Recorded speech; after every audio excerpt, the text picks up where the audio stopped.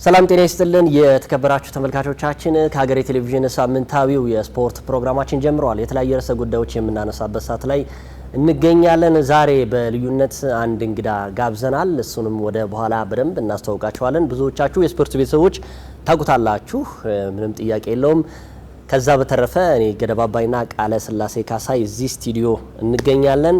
ዛሬ በእንግሊዝ ፕሪሚየር ሊግ ተገኝተናል። ከፕሮግራሙ በፊት እንግዲህ የክብር አጋራችን የቡና ኢንተርናሽናል ባንክ ማስታወቂያንም እንሰማለን። ከዛ በተረፈ ጎልደን ቱሊፕ ሆቴል ይህንን የመሰለ ቦታ ቀረጻ እንደተባበረን ሁሉ እሱንም እጅግ እናመሰግናለን። ቡና ኢንተርናሽናል ባንክ የባለራዕዮች ባንክ የሀገሬ ስፖርት ሾው የክብር አጋር ስለሆነ ከወዲሁ ማመስገን እንፈልጋለን። እንዴት ናችሁ ብያለሁ። ቃል እንዴት ነህ? እንዴት ነህ? ያው እንግዳችን ማስተዋወቅ ከባድ ነው። ስፖርት ቤተሰብ ብዙ ስለሚያውቁት እኛ ሙሌ ነው የምንለው። ሙሉነህ መብራቱ እንዴት ነው ብያለሁ። በቲሸርት ባሎን ይንቀኝ ነበር። ያው ብዙዎቹ እኮ ያውቁታል፣ ለዛ ብዬ ነው። ይገኝ ምናልባት ሶሻል ሚዲያን በጣም በአግባቡ ከተጠቀሙና ለመልካም ነገሮች ካዋሉ ወጣቶች መካከል አንደኛው ሙሌ ነው። የኛም የቅርባችን ሰው ነው።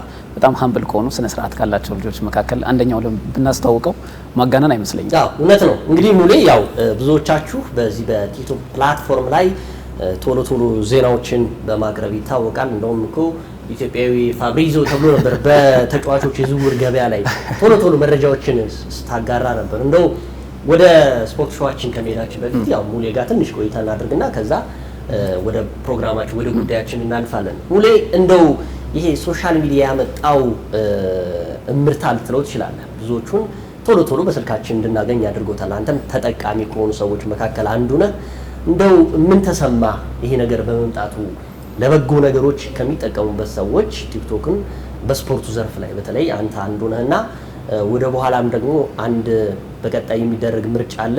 ቮትን እንዲያደርጉ ከወዲሁ ማስታወቅ ይገባናል። ምክንያቱም የስፖርት ፕላትፎርም ቶሎ ቶሎ መረጃዎች ስለምታቀርብ ነውና መጀመሪያ እንኳን ደህና መጣ ብያለሁ። እንኳን ደህና ቆያችሁኝ። ይጌ ቃልሽ ስላገኘኋችሁ በጣም ደስ ብሎኛል። ከዚህ ቀደም ያው ኦፍ ካሜራ የመገናኘት እድሉ ነበርና በጣም ደስ ብሎኛል አክብራችሁ ስለጠራችሁ። ያው እንደው ቃልም እኔም ሁላችንም ካሜራማኖችም የቲክቶክ ያው አካውንት ይኖረናል። ዘመን አመጣሽ ስለሆነ አሁን ምን ያህል ፎሎወር አለ? አሁን ወደ 620 ሺህ አካባቢ ያለ። ብዙ ነው አይደል? በስፖርት ኮንቴንት በጣም ብዙ ነው። አንድም ቀን አስቤው አላውቅም። በስፖርት ኮንቴንት 620 ሺህ ፎሎወር ይመጣሉ። ያው ዳይሬክት ከስፖርት ውጭ ምንም አይነት ኮንቴንቶችን አልሰራም። ሌሎች ቶፒኮች ላይ መግባት አልፈልግምና ያንን ብቻ እየሰራ 620 ሺህ በጣም ብዙ ነው። ያላቸውም ሰዎች ጥቂት ናቸው ብዬ ነው የማስበው። ወደ 600 የሚጠጋ ፎሎወር ማለት ነው። አጠቃላይ እንደው ሶሻል ሚዲያው በጣም ብዙ ከበጎ ጎን ለጎን ደግሞ በጣም የማይሆኑ ነገሮች የምናይበት ትውልድን የማይቀርጹ ነገሮች የምንመለከትበትም እንደመሆኑ አንተ በተለይ ስፖርቱ ላይ ላሉ ሰዎች መረጃዎችን ከማቅረብ አንጻር በርካታ ወጣቶችም እየተከተሉ የሚመጡበት እድል ይኖራል። ወጣትም እንደመሆናችን ሁላችንም ማለት ነውና አጠቃላይ የሶሻል ሚዲያው እንቅስቃሴ ምን ይመስላል? በተለይ ያው የኛም ኮንተንታችን ስፖርት ስለሆነ ከስፖርቱ ጋር እያይዘ እስኪ ምን ይመስላል? በጣም አሪፍ ነው። አሁን ማርኬቱም እያደገ ነው። የሶሻል ሚዲያ ስፖርቱ ላይ ያሉ ኮንቴንት ክሬተሮች ማለት ነው ፋኖች ስሜታቸውን ኤክስፕረስ የሚያደርጉበት ቦታ አግኝተዋል። ሰውም የሚያገኙበት ቦታ፣ ሰዎች ደግሞ ከጨዋታ መጠናቀቅ በኋላ ኮንቴንት ክሬተሮች ምን አሉ የሚለውን መስማት የሚፈልጉበት ሁኔታ እየተፈጠረ መጥቷል። ወጣቶች ታለንት ያላቸው ልጆች ራሳቸውን የሚያሳዩበት ፐርፎርም የሚያደርጉበት ቦታ፣ የስራ እድልን የሚያገኙበት ቦታ እየሆነ መጥቷልና በጣም አሪፍ ነው። ያው ሶሻል ሚዲያ የተሰጠው ስም አለ። የሆኑ ነገሮችን ሰርተው ፌምን የሚያገኙ ልጆች ስላሉ በዛ የመወከል አይነት ነገራቶች አሉና ግን ደግሞ ሰርተውም ብዙ ታግለውም በትክክለኛው መንገድ በጎ ተጽዕኖ ፈጥረው የሚለወጡ ልጆች አሉና አሁን እነዛን ልጆች በደንብ ማበረታታት፣ ወደዚህ መስመር ውስጥ እንዲመጡ እገዛ ማድረግ የሶሻል ሚዲያውን ኢንቫይሮንመንት እና ገጽታ መቀየር ያስችላል ብዬ አስባለሁና ጥሩ ልጆች እየመጡ ነው በደንብ። አሁን እንደሩ አይደለም። የሆነ ሰዓት ላይ ሶሻል ሚዲያ ላይ መጥቶ ፌም ለማግኘት የሆነ አይነት ቴክኒኮችን መጠቀም ኔጌቲቭ ወይ ማለት ነው ቴክኒኮችን መጠቀም ብቻ በቂ እንደሆነ ተደርጎ ይታሰብ ነበርና አሁን የሚሰሩት ስራዎችም ሞር ኳሊቲ እየሆኑ እንደመጡ ራሳቸውን ለማሳየት የሚመጡትም ልጆች ጥሩ ፉክክር እያደረጉ ራሳቸውን እያሳዩ የስራ እድልም እያገኙ ለወጣቱ ማስተማሪ ገንቢ ለሀገርም ገጽታ ግንባታ መልካም የሆኑ ስራዎችን ሲሰሩ እየተመለከትን እንገኛለን። ያው ምንም ጥያቄ የለውም። ዘመኑ ፈጣን መረጃዎችን የምናደርስበት ጊዜ ሆኗል። ይህም ደግሞ አብዛኞቹ ኢትዮጵያ ውስጥም ከኢትዮጵያ ውጭም የሚገኙ ታላላቅ የቴሌቪዥን ጣቢያዎች የሶሻል ሚዲያን እየተከታተሉ ቶሎ ቶሎ የሚያቀርቡበት ነው። አንዳንድ ጊዜ ምንድነው መሰለህ ያው እግር ኳስን ከተጨረሰ በኋላ እንደናንተ አይነት ፈጣን መረጃዎች የሚያቀርቡ ኢትዮጵያ ውስጥ ብዙ ባለሙያዎች አሉ። እንደው ሙሌ ይህንን ለሚያውቁ ለሚከተሉ ሰዎች ደግሞ አንድ ጥያቄ የሚጠይቀው ምን ያህል ነው የምትዘጋጀው? ለምሳሌ አሁን እንደፈለክ ወጥተህ አይደለም የምትናገረው፣ የተለፋበት ነገር ይመስለኛል ያለውም ነገር። ሁለተኛ ማታ ታመሻላችሁ፣ ብዙ ነገሮች መስዋዕትነት አለው። እኔም ስለማቀው ነው። ሁለተኛም እኛም ዝም ብለን አሁን እዚህ ስፖርት ሾው ላይ ስናወራ የመጣልንን አይደለም የምናወራው፣ ተዘጋጅተን ነው የምናወራው። እናንተም አሁን መረጃዎችን ከማቅረብ በዘለለ ባክግራውንድ ላይ ያለ ለምሳሌ ዝግጅት ምን ይመስላል? እስኪ እንደው እናውራ እሱ። አሁን ከቅርብ ጊዜ ወዲህ ነው እንጂ ብዙውን ጊዜ ሚኒስትሪ ሚዲያ ላይ ጌሞችን እያየው ነበር ቪዲዮ ምሰራው። ያ ማለት ላይቭ የሚኖርህ አስቴቶች ይኖራሉ፣ ለአድማጮች የምታደርሳቸው አናላይሲሶች ይኖራሉ። ከዛ በተጨማሪ ጨዋታው ሲያልቅ ደግሞ የተሻለ ሙሉ መረጃ ስለሚኖርህ በቀላሉ ቪዲዮን ማድረስ ትችላለህ ማለት ነው። ከባዱ ነገር የሚሆነው ጨዋታውን በትኩረት ከተከታተልክ አይ ቲንክ በአንድ ደቂቃ ውስጥ እና በሁለት ደቂቃ ውስጥ መረጃውን ለህዝቡ ማድረስ ነው። የትኛውን ፖይንት ማንሳት አለብኝ፣ የትኛው ኢሹ በጣም ትልቅ ነበር የሚለውን፣ ሰው የትኛውን ነገር መስማት ይፈልጋል የሚለውን በአንድና በሁለት ደቂቃ ውስጥ ለሰው ማድረስ በጣም ፈታኝ ነው። ምክንያቱም የ90 ደቂቃ ጨዋታን በአንድ ደቂቃ ውስጥ ለመግለጽ በጣም ፈታኝ ስለሆነ ማለት ነውና ግን ያም ሆኖ ያው ጌሞችን ከተመለከትኩ በኋላ ትልልቅ ሞመንቶችን በአይምሮ የማስቀረት ባህሪ አለ። እረሳቸዋለሁ ብዬ የማስባቸውን ቶፒኮች ደግሞ ጽፌ ያስቀምጣቸዋለሁ፣ መነሳት አለባቸው ብዬ የማስባቸው ማለት ነው። ከዛ ጌሙ ሲጠናቀቅ በአንድና በሁለት ደቂቃ ውስጥ ለሰው ለማድረስ እሞክራለሁ። በጣም አይታችሁ ከሆነ የምሰራቸው ቪዲዮዎች ፈጣን ናቸው በጣም የምናገርበት መንገድ ማለት ነውና ቸኩላል እንዴ እንተልበታለ እንዴ እንትን ወጥሮ ነው እንዴ ቪዲዮ በሰራው ምናምን ይልም አለና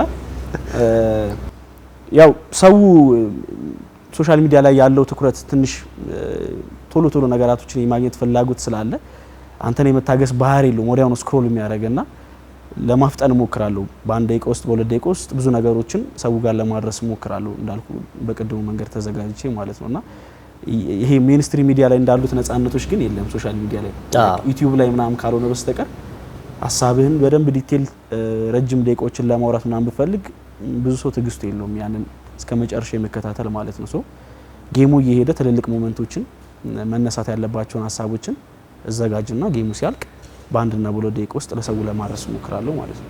ከሶሻል ሚዲያው በዘለለ ቅኝት በኳስ ሜዳ 97.1ም ጎበዝ ልጆች አሉ እንደነ ታደሰ አብዩ ጋር ይሰራሉ። ተመልካቾቹም በተለይ የኳስ ጨዋታዎችን ላይቭ የሚከታተሉበት አጋጣሚ እንደፈጠራችሁ ይታወቃል።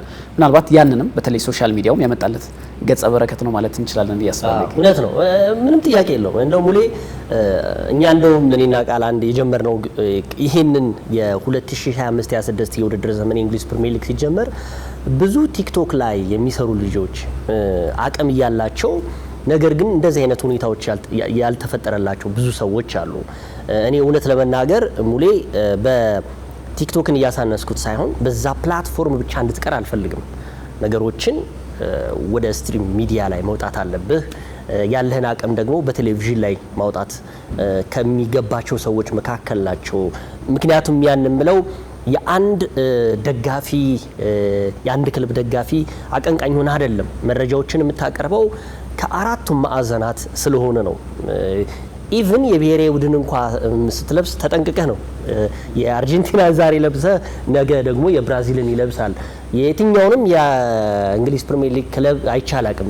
ያ ደግሞ ይሄ ደግሞ በጣም ከባድ ነው። እንደውም ወደ በኋላ ላይ የማን ደጋፊ እንደሆነ እኮ እናስወጣዋለን። እሱ ግን በጣም እኔ በጣም የማልስማማበት ነገር በነገራችን ላይ ይሄ የማን ደጋፊ ነህ ጥሩ በቃ መነሳት የሚለበት እንደዚህ አይነት ነገር አንድ ማስታውሰው ነገር ሙሌ 2007-2008 የውድድር ዓመት ላይ ይመስለኛል ኢትዮጵያ ቡና አዲስ አበባ ላይ ስቴዲየም ላይ እየተጫወተ በጣም የተፋፋመበት ጊዜ ነበረ። ቅዱስ ጊዮርጊስ ይሄ ነገሮች በጣም እየከበደ በመጣበት ጊዜ መንሱር ጋር ቁጭ ብለን እያየን ኳስ ድንጋይ መወርወር ተጀመረ። የቡና ደጋፊዎች ተጣልተው ከሆነ እና ደጋፊዎች መጥተው የመንሱርን የቡና ይሄ የሚለብሰው ጃኬት አለ አይደል ማርክ ያለው የቡና እንትኑ ሊያልብሱት ሲሉ እኔ ወዲያው ምን ያህል ልምድ እንዳለው ያደነኩትን መንሱርን ያን ጊዜ ነው አልለብስም ማለት ያለብሰው ቢሆን የሚሰጠው አስበው እነሱ የሰጡት ያለብስ ለመከላከል ነው ኖርማሊ። ስለዚህ እንደነዚህ አይነት ነገሮችን አንተም እኔ በጣም ደስ የሚለኝ ነገር ከዛ ነገር ጽድት ብለህ ነው እያቀረብክ ያለው የትኛውም ክለብ ደጋፊ እንዲደሰት የትኛውም ደግሞ እንዲከፋ አለማድረግም ወደ በኋላ ቅድም ቃል እንዳልከው እናወራለን። አሁን ከቃል ወጥመድ ነው ይቃል ወይዘው ግን ይጌ ያለው ሐሳብ ላይ ለምሳሌ ቃል ጋዜጠኛ ከመሆኑ በፊት ደጋፊ ነበር። ኳስን ሲመለከት ነው ያደገው። ቢሆኑ ምክንያቶች የሚደግፈው ክለብ ሊኖረው ይችላል። ይጌም በተመሳሳይ ማለት ነው። እዚህ ሙያ ውስጥ ከገባህ በኋላ ግን ባላንስድ መሆን አለበት። በተቻለ አቅም የትኛው ክለብ ደጋፊ እንደሆንክ ባይወራ እንደውም ከስሜቶች ብትርቅ የተሻለ ነው ብዬ አምናለሁ እኔ በግሌ ማለት ነውና ፋን መሆንን ማሳወቅ አለብህ ብዬ አላስብም። ምንም አይነት ሚዛናዊ መረጃ ብትሰጥ እንኳን የሆነ ክለብ ደጋፊ ነኝ የሚለውን ሰዎች ጭንቅላት ውስጥ የምትሰጥ ከሆነ ሰዎች የሆነ ቶፒክ ስታነሳ የሆነ ኦፒኒየን ስታነሳ የእንትን ክለብ ደጋፊ ነው በሚል ትራንስሌት የማድረግ ባህሪ አላቸውና ከዛ መራቅ ያለብህ ይመስለኛል። በተቻለ አቅም ቢኖርም ከስሜቶች ርቀ ለሰዎች ሚዛናዊ የሆነ መረጃዎች እንደምትሰጥ ብቻ ቢያውቁ የተሻለ ይመስለኛል። እኔም ጋር ቃል ብዙ ጊዜ የምናወራው ጉዳይ ይሄ ነው። በነገራችን ላይ እንደው እኔ የትኛውም ፕላትፎርም ላይ በምናቀርባቸው ዜናዎች ላይ የማን ደጋፊ ነው ሲሉ ያናድዳል። በቃ ይሄ ድጋፍ መተው አለብን ኖርማሊ። ደግሞ እኔ ኢትዮጵያ ውስጥ ደግሞ እንትን የምለው የአርሰናል ደጋፊ ከሆንክ በቃ የአርሰናል ኮረስፖንዳንት መሆን አለብን። ገብቷል? በቃ የአርሰናል አሁን እኮ ፈኖች አሉ እኮ አይደል? እነሱ እኮ ልክ ናቸው። በቃ ጋዜጠኛም ሆነ ግን የከሌ ደጋፊ ነኝ ካልክ የከሌን ደጋፊነት ብቻ ነው ማውራት ያለብህ። ለምሳሌ የዩናይትድ ደጋፊ ሆነ ጋዜጠኛ ሆነ የምታወራ ከሆነ ስለ አርሰናል ስታወራ ግን ተሰሚነት ምን ያህል ነው? እኔ አሁን ለምሳሌ አርሰናል ደጋፊ ሆኜ አንተ ስለ ማንቸስተር ዩናይትድ ሁሉ ጊዜ እያወራ ስለ አርሰናል ስታወራ ግን አላምንህም። ምክንያቱም አለህ የሆነ ነገር የቅዱስ ጊዮርጊስ እኮ የስፖርት ክለብ እኮ ብዙ ጋዜጠኞች አሏቸው። ኢትዮጵያ ቡናም እንደዚሁ አላቸው እኮ ራሳቸው። ውጭም እኮ የአርሰናል ደጋፊ የራሳቸው ጋዜጠኞች አላቸው። ስለዚህ እንደዛ ቢሆን የሚል ሀሳብ አለኝ እኔ። አንዳንዶች ምን ያነሳሉ? በተለይ የውጭ ሀገር እግር ኳስ ተንታኞች ወይ ፓንዲቶችን ያዩና እኛ ሀገርስ ምን ችግር አለው ብለው ያነሳሉ። እርግጥ የሚደግፈውን ክለብ አንድ ጋዜጠኛ ደግፋለሁ ቢል ላንቃወመው እንችላለን። ምናልባት የራሳችን ኦፒኒየን ነው እየተናገርን ያለነው። ባይሆን ወይ ደግሞ ሁሉም ደጋፊ ስትሪም ላይም ስትሰራ እንዲሁም ደግሞ በተለይ ዜናዎችን በየጊዜው ለማቅረብ ከሆነ ፍላጎት የሁሉም ክለብ ባላንስ አድርጎ ማቅረቡ የተሻለ ነው። ግን ልክ እንደነሱ ለመሆን በጣም የእግር ኳስ ደረጃችንና አረዳዳችን በጣም ይለያል። አይሱ ብቻ እነሱ የሚረዱበት መንገድ ኳሱን አብዛኞቹ ተጫውተው ያለፉ ናቸው። ለምሳሌ ኦን ሃርግሪቭስ በማንቸስተር ዩናይትድ ተጫውቶ እስካለፈ ድረስ የዩናይትድ ደጋፊ አይደለም ብለህ መካድ አትችልም።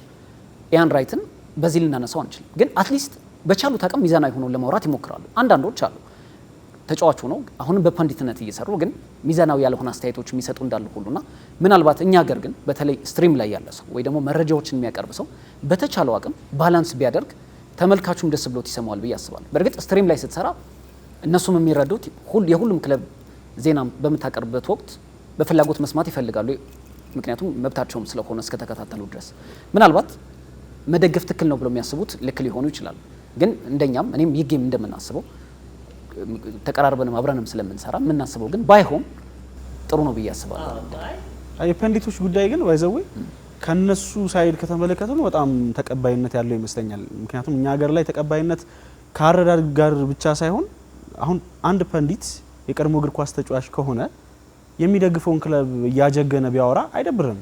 እነዛም ሚዲያዎች የሚቀጥሯቸው ሜንሊ አንደኛ በተጫዋችነት ዘመናቸው ያላቸውን ብራንድ ለመጠቀም፣ ሁለተኛ እነዛ ሰዎች የሚያነሷቸው ቶፒኮች በጣም ቫይራል ይሆናሉ። ያ ማለት የነሱ የሚሰሩባቸው ተቋማቶች ተደማጭነታቸው ከፍ እያለ ይመጣል ማለት ነው። ለምሳሌ ሲቢኤስ ስፖርትን እንመለከታለን አይደል? ሲቢኤስ ስፖርት ላይ የቻምፒየንስ ሊግ ጨዋታዎችን ነው የሚሰሩት። ቴሪ ዳንኤል ኦነሪ አለ፣ ማይካ ሪቻርድ አለ፣ ጂሚ ካራገር አለ። ሶስቱም ከተለያዩ ክለቦች የመጡ ተጫዋቾች ናቸው። ቴሪ ሞር ስለ አርሰናል የሆኑ ቶፒኮች ሲነሳ ከስሜት ጋር የተቀላቀለ ሀሳቦችን ሼር ያደርጋል። አርሰናል ቢያሸንፍ በየትኛውም አይነት ሞመንት ደስተኛ እንደሆነ ይገልጽልሃል። ተጫዋች ስለሆነ ምንም ሊደብርህ የሚገባ ነገር ነው ብዬ አላስብም። በዛው ባይዘው ኦፍ ካሜራ ምናምን ሰለብሬት ሲያደርጉ ምናምን ፖስትም ይደረጋል። ምንም የሚደበቅም አይደለም። ሜቢ ጌም እየሄደ ስለሆነ የእነሱን ሪያክሽን ከጌሙ ጋር ማሳየት አስፈላጊ ስላልሆነ ነው እነሱ የማያሳዩት እንጂ ጌሙን ሲከታተሉ የፋን ሪያክሽን ያላቸው እንደውም ከፋኑን ከፍ ሊል ይችላል። ከክለባቸው ጋር ያላቸው ትስስር ሌጀንዶችም ስለሆኑ እነ ካራገር እንደውም ባላንስድ ከሆነ መረጃ ይልቅ ለክለባቸው የሚወግን በጣም አግሬሲቭ የሆኑ አስተያየቶችን ሲሰጡ ነው የምናውቃቸው አይደል? እና የነሱ ተቀባይነት አለው ብዬ አስባለሁ። ምክንያቱም ተጫውተው አልፏል። የሚቀጠሩበትን ፐርፐስ የሆነ አይነት ቫይራል የሆኑ ቶፒኮችን እንዲያነሱ ከነሱ የሚነሱት ሀሳቦች ራንደምሊ ፒክ አድርገው ከምታመጣው ጋዜጠኛ ይሄ ሚዛን የመድፋቱ ነገር ከፍ ያለ ስለሆነ ምክንያቱም እንትና እኮ የእንትን ክለብ ሌጀንድ ነው። ለምሳሌ ካራገር ስለ ማንቸስተር ሲያወራ በፋኖች የሚሰጠው ትርጉም አይ ለማንቸስተር የተለየ ጥላቻ ስላለው ነው ወይ ደግሞ የሆነ ቶፒክ ሲያነሳ ማንቸስተርን ካደነቀ ተገርሞ ነው ሰውን ካራገርን የሚያደምጠው። ሶ በዛ አይነት ወይ ትራንስሌት የመደረግ እድል ስላለው እነሱ ጋር ተቀባይነት ያለው ይመስለኛል። እኛ ሀገር ጋር ግን በጣም አስቸጋሪ ነው። በጣም ክለብ ድጋፍን ለዚህ እኮ ነው አሁን እኔም እኮ ያወራሁት እኮ ያው መቼም እኛ ሀገር አሁን የተለመደው አንዱን ለማስደሰት አንዱን ለማስከፋት ሆኗል። አሁን ይሄ ቫይራል ለማውጣት የአርሰናል ደጋፊ ወይ የማንቸስተር ዩናይትድ ደጋፊ ስታወራ ሆኗል። አሁን በተቃራኒው ደግሞ እኔ አሁን ለምሳሌ ጋዜጠኞችን እየተቸው ጋዜጠኞችን ስተች መብታቸው ነው። በነገራችን ላይ የትኛውም ክለብ ደጋፊ ኦፊሻል መሆን መብታቸው ነው። ለኔ ግን ከስነ ምግባር አንፃር ባይሆን ጥሩ ነው። ለምሳሌ ጋዜጠኝነትን ስትማር የአንድ ወገን መሆን የለብህም ነው። ለምሳሌ እኮ ስፖርቱን ብቻ ሳይሆን ሌሎችም የጋዜጠኞች ሲማሩ በፖለቲካውም ቢሆን ወገንተኝነት መኖር የለበትም ነው። ስፖርቱም ላይ ወገንተኝነት የለም። ሶ እኔ እየተቸዋቸው የስፖርት ጋዜጠኛ ሆኖ ለአንድ ክለብ እየደገፉ እየተቸዋቸው ሙሌ ደግሞ ቲክቶከር ሆኖ ባላንስ አርጉ ሲያቀርብ ሸማቀቃለሁ ክላሽ ያደርጋል። እዛ ነው ይሄን ነገር እየተናገርክ ያለው። በጣም ኢንትሮዳክሽን የሲቢኤስ ስፖርት አስመስለዋል። ማነው ፌቨራይት ከሁለታችን ብለን እንጠይቀው ነበር። እሱንም ልክ እንደሌሎች ወደ ጉዳያችን ቃለ ምልልስ ይቆማል። ያው ዛሬ በልዩነት የእንግሊዝ ፕሪሚየር ሊግ ነው የምናነሳው። እንግዲህ 9 ሳምንታቶች ተካሂደዋል። በጣም ሞቅ ያለ ነው። በጣም አጓጊ ነው። ከሳምንት ሳምንት አንድ ሳምንት እንኳን በተቋረጠበት ጊዜ ምን ያህል አስጨናቂ እንደነበር እናውቃለና የእንግሊዝ ፕሪሚየር የአውሮፓ ጠቅላላ ውድድሮች ሲቆሙ በኢንተርናሽናል ጨዋታ ምክንያትና ምን ያህል ውስጣችን እንደገባ የእንግሊዝ ፕሪሚየር ሊግ ለሁላችንም ያው የሚታወቅ ነውና እንደው 9 ሳምንታቶቹን እስኪ እንዳሳቸው በተወሰነ መልኩ ከመሪው አርሰናል ጀምሮ እስከ ዩናይትድ ድረስ ያሉትን ቡድኖች እንደው የዘንድሮ የውድድር ዓመት አሁን ወደ ሩብ ዓመቱ እየደረሰን እንገኛለን አይደለ? የውድድር ዓመቱ ላይ እና ምን ያህል ፉክክሩ ምን ይመስላል የሚለውን ጉዳይ እናንሳ። ከማን እንጀምር? ከአርሰናል እንጀምር። ምናልባት በዚህ እንግዳችን ጋር በደንብ እድልም ስለምንሰጠው ግን በዚህ አጋጣሚ ሙሌም ልክ እንዳንተ ነው ባሳለፍነው ሳምንት ለተመልካቾቻችን እየነገርኩልን ነበር። ኢንተርናሽናል ብሬክ በጣም ጠላት ከሆኑ ሰዎች አንዱ ይገደም ነው ላለውና በተደጋጋሚ እናወራዋለን ይሄን ርዕስ። በተለይ በሀገራችን ውስጥ ከሁሉም ሊጎች ፕሪሚየር ሊግ ከሌለ በተለይ በደንብ ሰው ኳስ የሚያየ አይመስለውም። ኢንተርናሽናል ብሬኮች ደግሞ ለእግር ኳሱ ፋን ወይ ደግሞ ደጋፊ እንደ መጥፎ ነገር ያዩታል። ከደጋፊዎች አልፎ ግን ባየር ሙኒክ ራሱ ባለፈው ሳምንት በኦፊሻል ገጻቸው ላይ we hate the international break ብለው ፖስት አድርገው በጣም መነጋገሪያ ነበሩና ምናልባት ሙሌም ቪዲዮ ሲሰራ አይቼዋለሁ። ኢንተርናሽናል ብሬክ በጣም ከሚቃወሙ ሰዎች አንደኛው ጭራሽ እንኳን ለእድሜ ለሱና አጀንዳ ሰጥተውናል ነበር። ኢንተርናሽናል ብሬክ ራሱ መኖሩ 15 ቀን ኳስ ባይኖር የተነሱት ቶፒኮች በጣም ከባባድ ናቸው። እንደው ሙሌ አጠቃላይ የእንግሊዝ ፕሪሚየር ሊግ ኦቨርኦል ነውና እንዴት ተመለከትከው? የተጠበቁ ያልተጠበቁ ሁኔታዎች እየተፈጠሩበት ይገኛል። ባልተለመደ መልኩ በ9 ሳምንታት ውስጥ የተለያዩ ነገሮች ከሳምንት ሳምንት እየተመለከትን ነውና ስፔሲፊክሊም ከማድረጋችንም ስለማይቀር ይገኝ እንዳለው ግን እንዴት ተመለከትከው? አጠቃላይ የዛሬን ተስፋ ይበልጥ ለማጥበቅ በአዲስ ሐሳብ ለመሻሻል ያሰቡትን ለማስፋት ውጥንን ለማሳካት ይበልጥ ልቆ ለመገኘት ያሰቡ መላ ይፈልጋሉ። እነሆ ለብርቶች የአቦል ዲጂታል ብድር አገልግሎት ቀረበ። አቦል ዲጂታል ብድር ንጋት፣ ራዕይ፣ መነሻና ማሳ ሲል በሰየማቸው ልዩ ልዩ የብድር አገልግሎቶቹ እስከ 100 ሺህ ብር ብድር አዘጋጅቷል። ማለዳ በኢመደበኛ ንግድ ለተሰማሩ ሴቶች፣ ራዕይ በመደበኛ ንግድ ለተሰማሩ ሴቶች፣ መነሻ በኢመደበኛ ንግድ ለተሰማሩ ለጉሊትና መሰል ነጋዴዎች፣ ንጋት መደበኛ ንግድ ለተሰማሩ የጥቃቅንና አነስተኛ ነጋዴዎች፣ ማሳ በግብርናና መሰል ስራዎች ላይ ለተሰማሩ የቀረበ አገልግሎቶቹን ያለምንም ማስያዣ በእጅ ስልኮ መጠቀም ያገኙ። አቦል ዲጂታል ብድር፣ አቦል ላይ ይድረሱ። ቡና ባንክ፣ የባለ ራዕዮች ባንክ። ብዙ ነገራቶች ፕሬዲክት ባደረግናቸው መንገድ ሄዷል ብዬ አላስብም። ለምሳሌ ብዙ ኢንቨስት ያደረገው የአርነ ስሎቱ ሊቨርፑል ዘንድሮ በጣም የተለየ ሲዝን ያሳልፋሉ ብዬ በግሌ ኤክስፔክት አድርጌያቸው ነበረ።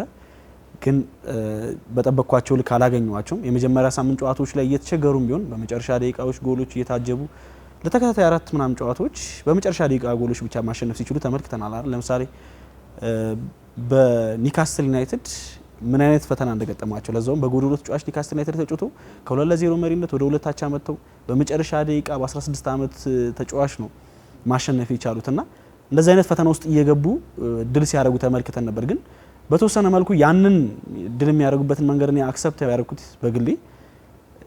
አዳዲስ ተጫዋቾችን ወደ ቡድኑ የቀላቀለ ቡድን ስለሆነ በተወሰነ መልኩ ከድሎች ጋር ቢማር የተሻለ ነው ብዬ አስብ ነበር። አንዳንዴ ምንም አይነት ክፍተቶች ቢኖርብህ ከድሎች ጋር ስትማር ራስን እያሻሻልክ እየቀረስክ የምትመጣበት እድል ከፍ ያለ ነውና የአርነ ስሎቱ ሊቨርፑል ያኔ በቃ ከድሎች ጋር ነበር እየተማረ የነበረው። ከነ በርነሞዝ ጋር ያደረገውን ጨዋታ 3-2 በተመሳሳይ ሲያሸንፍ ከድል ጋር ነበር የተማረውና ከድል ጋር መማርን የመሰለ ነገር የለም። በዛ ላይ ደግሞ አዳዲስ ተጫዋቾች ቡድን ውስጥ እንደተቀላቀሉ ትልልቅ ተጫዋቾች ጫናው ከበድ ያለ የዝውውር ሂሳብ የወጣባቸው ተጫዋቾች እንደተቀላቀሉ ስታስብ የሆነ መሻሻል የሚችሉ ነገሮች እንዳሉ ታስብ ነበር፣ ተስፋ ታደርግ ነበርና የቅርብ ጊዜ ጨዋታቸው ግን በጣም መጥፎ ታሪክ እንዳላቸው እየተመለከትን የምንገኘው። ላለፉት 7 ጨዋታዎች በ6ቱ ተሸንፈዋል። በፕሪሚየር ሊግ ለ4 ተከታታይ ጨዋታዎች ተሸንፈዋል። የሆነ መወጣት የማይችሉት አዘቀት ውስጥ እንደገቡ እየተመለከትን ነው የምንገኘውና ከዚያ አንሰራርተው ወደ ፕሪሚየር ሊጉ ዳግም የዋንጫ ተፎካካሪነት ለመምጣት ቶፕ ሆኖ ከተቀመጡት ከና አርሰናል ጋር በምን አይነት መልኩ ተፎካክሮ ይቀጥላሉ የሚለው በጣም ጥያቄ እየሆነ እንደመጣ ነው እየተመለከትን ነው የምንገኘው። ምክንያቱም ቡድኑ እንደ አዲስ እየተዋቀረ ያለ ቡድን እንደሆነ ነው እኔ ፊል እያደረኩ ያለሁት ማለት ነው። ትልልቅ ተጫዋቾችን አጥቷል። በቡድን ውስጥ እያሉም እያጣቸው ያሉ ተጫዋቾች አሉ። ለምሳሌ መሐመድ ሳላ ዘንድሮ ሲዝኑ ጥሩ ነው ብሎ ለመናገር በጣም አስቸጋሪ እኛ ከምናውቀው ሳላ ማለት ነው። ያጣውም ነገር አለ። ትሬንት አሌክሳንደር አርኖልድ ምን ያህል የሳላ መጋቢ ተጫዋች እንደነበርና ሳላ ምቾት ተሰምቶት ይጫወት እንደነበር ትሬንት በሚኖርባቸው ጨዋታዎች ላይ በደንብ ታዝበናል ብዬ አስባለሁና ያንን የሳላህን ኳሊቲዎች በዘንድሮ ውድድር ዓመት እንዳጡት ይሰማኛል። የተከላካይ መስመራቸው ይሄ ወጥነት የጎደለው እንደሆነ እየታዘበ እንገኛለን። ላለፉት 10 ተከታታይ ጨዋታዎች ክሊንሺት ማስጠበቅ ተስኗቸዋል። እነ ኮናቴ የሆኑ ጨዋታዎች ላይ ሰርፕራይዝ ያደርጓል። ለምሳሌ የማንቸስተር ዩናይትድ ጌም ላይ ሊቨርፑል ለአንድ ሸነፍ እንጂ በጣም የሚገርም ፐርፎርማንስ ነበር። በጣም ለኔ ሊቨርፑል ያንን ጨዋታ ነጥብ ማግኘት ችሎ ቢሆን ኖሮ ማን ኦፍ ዘ ማች ይሆናሉ ብዬ ከማስባቸው ጨዋቾች መካከል አንዱ ነበረ። ግን ኮንሲስተንሲ እንደሚጎለው ነው እየታዘብን የነበረው። በጣም የሆነ ጨዋታ ላይ በጣም ቶፕ የሆነና ከዛ የሆነ ጨዋታ ላይ ደግሞ ይመለሳል። እንደ ቡድን ደግሞ ሊቨርፑል ያለው ኦርጋናይዜሽን በተለይ ደግሞ በትራንዚሽን ወቅት በጣም ደካማ እንደሆነ እየተመለከትን የነበረው በብዙ ጨዋታዎች ላይ የተቆጠሩበት ጎሎች ያንን የሚያሳብቁ እንደነበሩ፣ ለስህተቶች የተጋለጠ እንደሆነ፣ የቆሙ ኳሶችን የሚቋቋሙበት መንገድ ደካማ እንደሆነ ራሳቸው አርነ ስሎት የቆመ ኳስ አድናቂ እንዳልሆኑ ግን ደግሞ ጊዜው እንደሚያስገድዳቸው እየተመለከትን እንገኛለንና ሊቨርፑልን ከጠበቅነው አይ ቲንክ ተቃራኒ ያገኘው ነው ይመስለኛል ካመጣቸው ተጫዋቾች አንጻር ማለት ነው። ወደ 400 ሚሊዮን ፓውንድ አካባቢ ነው ወጪ ማድረግ የቻሉት። በሳት ቶፕ የሚባሉ በየቦታቸው ያሉት ተጫዋቾችን ወደ ቡድኑ መቀላቀል ችሏል። አይዛክ ምርጥ ከምንላቸው ስትራይከሮች መካከል አንዱ ነው። ቬርትዝ ጀነሬሽናል ታለንት ከሆኑ ተጫዋቾች መካከል አንዱ ነውና እነዚህን የመሳሰሉት ተጫዋቾች ይዞ የተሻለ ነገር ጠብቀን ነበረ። ጊዜ እንደሚፈልግ እናውቃለን ሁላችንም እግር ኳስ እንደሚከታተል ሰው ማለት ነው። ግን የተሻለ ኤንቫይሮንመንት ነው ብለን ስለምናስብ ያን ያህል እነዚህ ተጫዋቾች ለመላመድ ጊዜ ፈጅባቸዋል ብለን አላሰብንም ነበረ። እንደጠበቅነው ግን አላገኘነውም ብዬ አስባለሁ። ደግሞ የመጀመሪያ ሳምንት ጨዋታዎች ሸውደውናል ብዬ ነው ማስበው የአርነ ስሎት ቡድን ላይ ማለት ነውና ነገራቶች ግን ለአርሰናል አይ ቲንክ በጠበቅነው ልክ እየሄደ ያለ ይመስለኛል። እንደውም ከጠበቅነው በላይ የሆነም ይመስለኛል። ያለፉት ጨዋታዎቻቸው ያንን በደንብ የሚናገሩ ናቸው። ጎል የተቆጠረባቸው ጨዋታዎች በጣም ጥቂት ናቸው። ፕሪሚየር ሊግ ላይ ከ9 ሳምንታት 3ቱ ላይ ብቻ ነው ጎል የተቆጠረባቸው። ጎል ያስቆጠሩባቸው ቡድኖች እነማን ናቸው ብለን ጥያቄ ካነሳን ደግሞ በጣም አሳማኝ ናቸው። ኒውካስትል ዩናይትድን ሴንት ጄምስ ፓርክ ላይ ሄደህ ጎል ቢያስቆጥርበት ብዙ የሚያስገርም አይመስለኝም። ለዛውም አርሰናል በጣም ብዙ የሚቸገርባቸው ቡድኖች መካከል አንዱ ኒውካስትል ነው። ሴንት ጄምስ ፓርክ ላይ ደግሞ ሌላ ራስ ምታት ነው የሚሆንበትና ላለፉት ዓመታት ለማሸነፍ የሚቸገርበት ሜዳ ላይ ሄዶ ነበረ ነጥብ ማግኘት የቻለው በመጨረሻ ደቂቆች ድራሞች ማለት ነው። እዛ ጨዋታ ላይ ጎል ቢቀጠርበት ብዙ ሰርፕራይዝ የሚያደርግ አይመስለኝም። የሊቨርፑል ጨዋታ ተሸንፎ ነው ጎል የተቆጠረበት፣ ግን ስቲል ያን ያህል ሰፊ ዲፈረንስ ነበረ ብሎ ለመናገር በጣም አስቸጋሪ ይመስለኛል። የግል ምትሃት ነው የዛ ጨዋታ ልዩነት ፈጣሪ የነበረው ብዬ ነው ማምነው ነው በግል የሶቦዝ ላይ ፍሪ ኪክ ልዩነት ፈጣሪ ሆነች እንጂ ጨዋታው ላይ ሰፊ ጋፕ ነበረ ብሎ ለማሰብ በጣም አስቸጋሪ ነው። ግን እንዲሁ በግርድፉ የምታነሳቸው አንዳንድ ጥያቄዎች አሉ። ለምሳሌ ለጨዋታው ይዞት የገባው አቀራረብ ሚኬል አርቴታ በጣም ሊቨርፑልን ያከበረ የሚመስል አይነት የጨዋታ አቀራረብ ነው አይደል? እና በዛ መልኩ መቅረቡ ሜቢ አርሰናል ማግኘት ከነበረበት ነጥብ እንዳያገኝ ገድቦታል፣ ወይም ደግሞ የሆኑ ሞመንቶች ላይ ዋጋ አስከፍሎታል ብለህ ጥያቄ እንድታነሳ ሊያስገድድ ይችላል። ሲቲ ጋር ደሴም ነው። እነዚህ አሁን የጠራውላችሁ ሶስቱ ቡድኖች ጎል ቢያስቆጥሩበት ብዙ የሚያስገርም አይመስለኝም አይደል? ሲቲም ጎል አስቆጥሮበታል። ግን ከፔፕ ጋርዲዮላ ባህሪ በጣም ወጣ ያለ ባህሪ ባለፉት ዓመታት በሊግ ውስጥ ዝቅተኛውን የጨዋታ ቁጥጥር የወሰደበትን ጊዜ ነበር ማሳለፍ የቻለው ፔፕ ጋርዲዮላ አምኖበት ገብቶ ማለት ነው። ደግሞ ፔፕ እንደዚህ አይነት ባህሪ ያለው አሰልጣኝ አይደለም። ምን ያህል ለኳስ ውበት የሚጨነቅ አሰልጣኝ እንደሆነ ይታወቃልና ግን ከዘንድሮ አርሰናል ጋር ኮምፒት የሚያደርግበት ሌቭል ምን ያህል ፈታኝ እንደሆነበትና ለዛ ጨዋታን በዚህ አቀራረብ መምጣቱ ትክክለኛ እንደሆነ ከጨዋታው መጠናቀቅ በኋላም ጋዜጣዊ መግለጫዎች ላይ ሲናገር እንደነበር በተደጋጋሚ ያንን ቡድን በደንብ ማክበር እንዳለበት ሲናገር እንደነበረ ታዝበን ነበርና በጣም ሶሊድ የሆነ ቡድን አርሰናል ስኳድ ብዙ የሆኑ ስታቱሶችን ስመለከት ነበር። አርሰናል በቁጥር ብቻ ሳይሆን ባለው ስኳድ ዴብዝ እንኳን በእያንዳንዱ መለኪያዎች በየቦታው በጣም ጥራቱን የጠበቀ ቡድን እንደሆነ እንግሊዝ ላይ ብቻ ሳይሆን ዓለም ላይ ማለት ነው።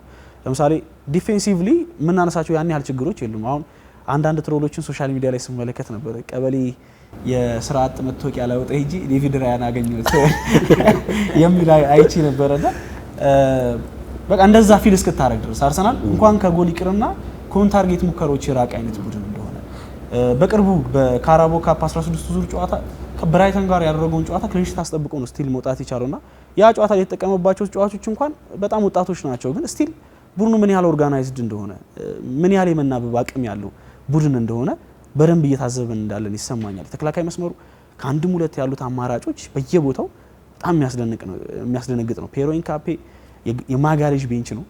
በሳሊባ በኩል ሞስኬራ ሌላ ጥሩ ተስፋ ያለው ቤንች ነው። እነ ቲምበር ቤንዋይትን የሚያስቀምጡ ተጫዋቾች ናቸው።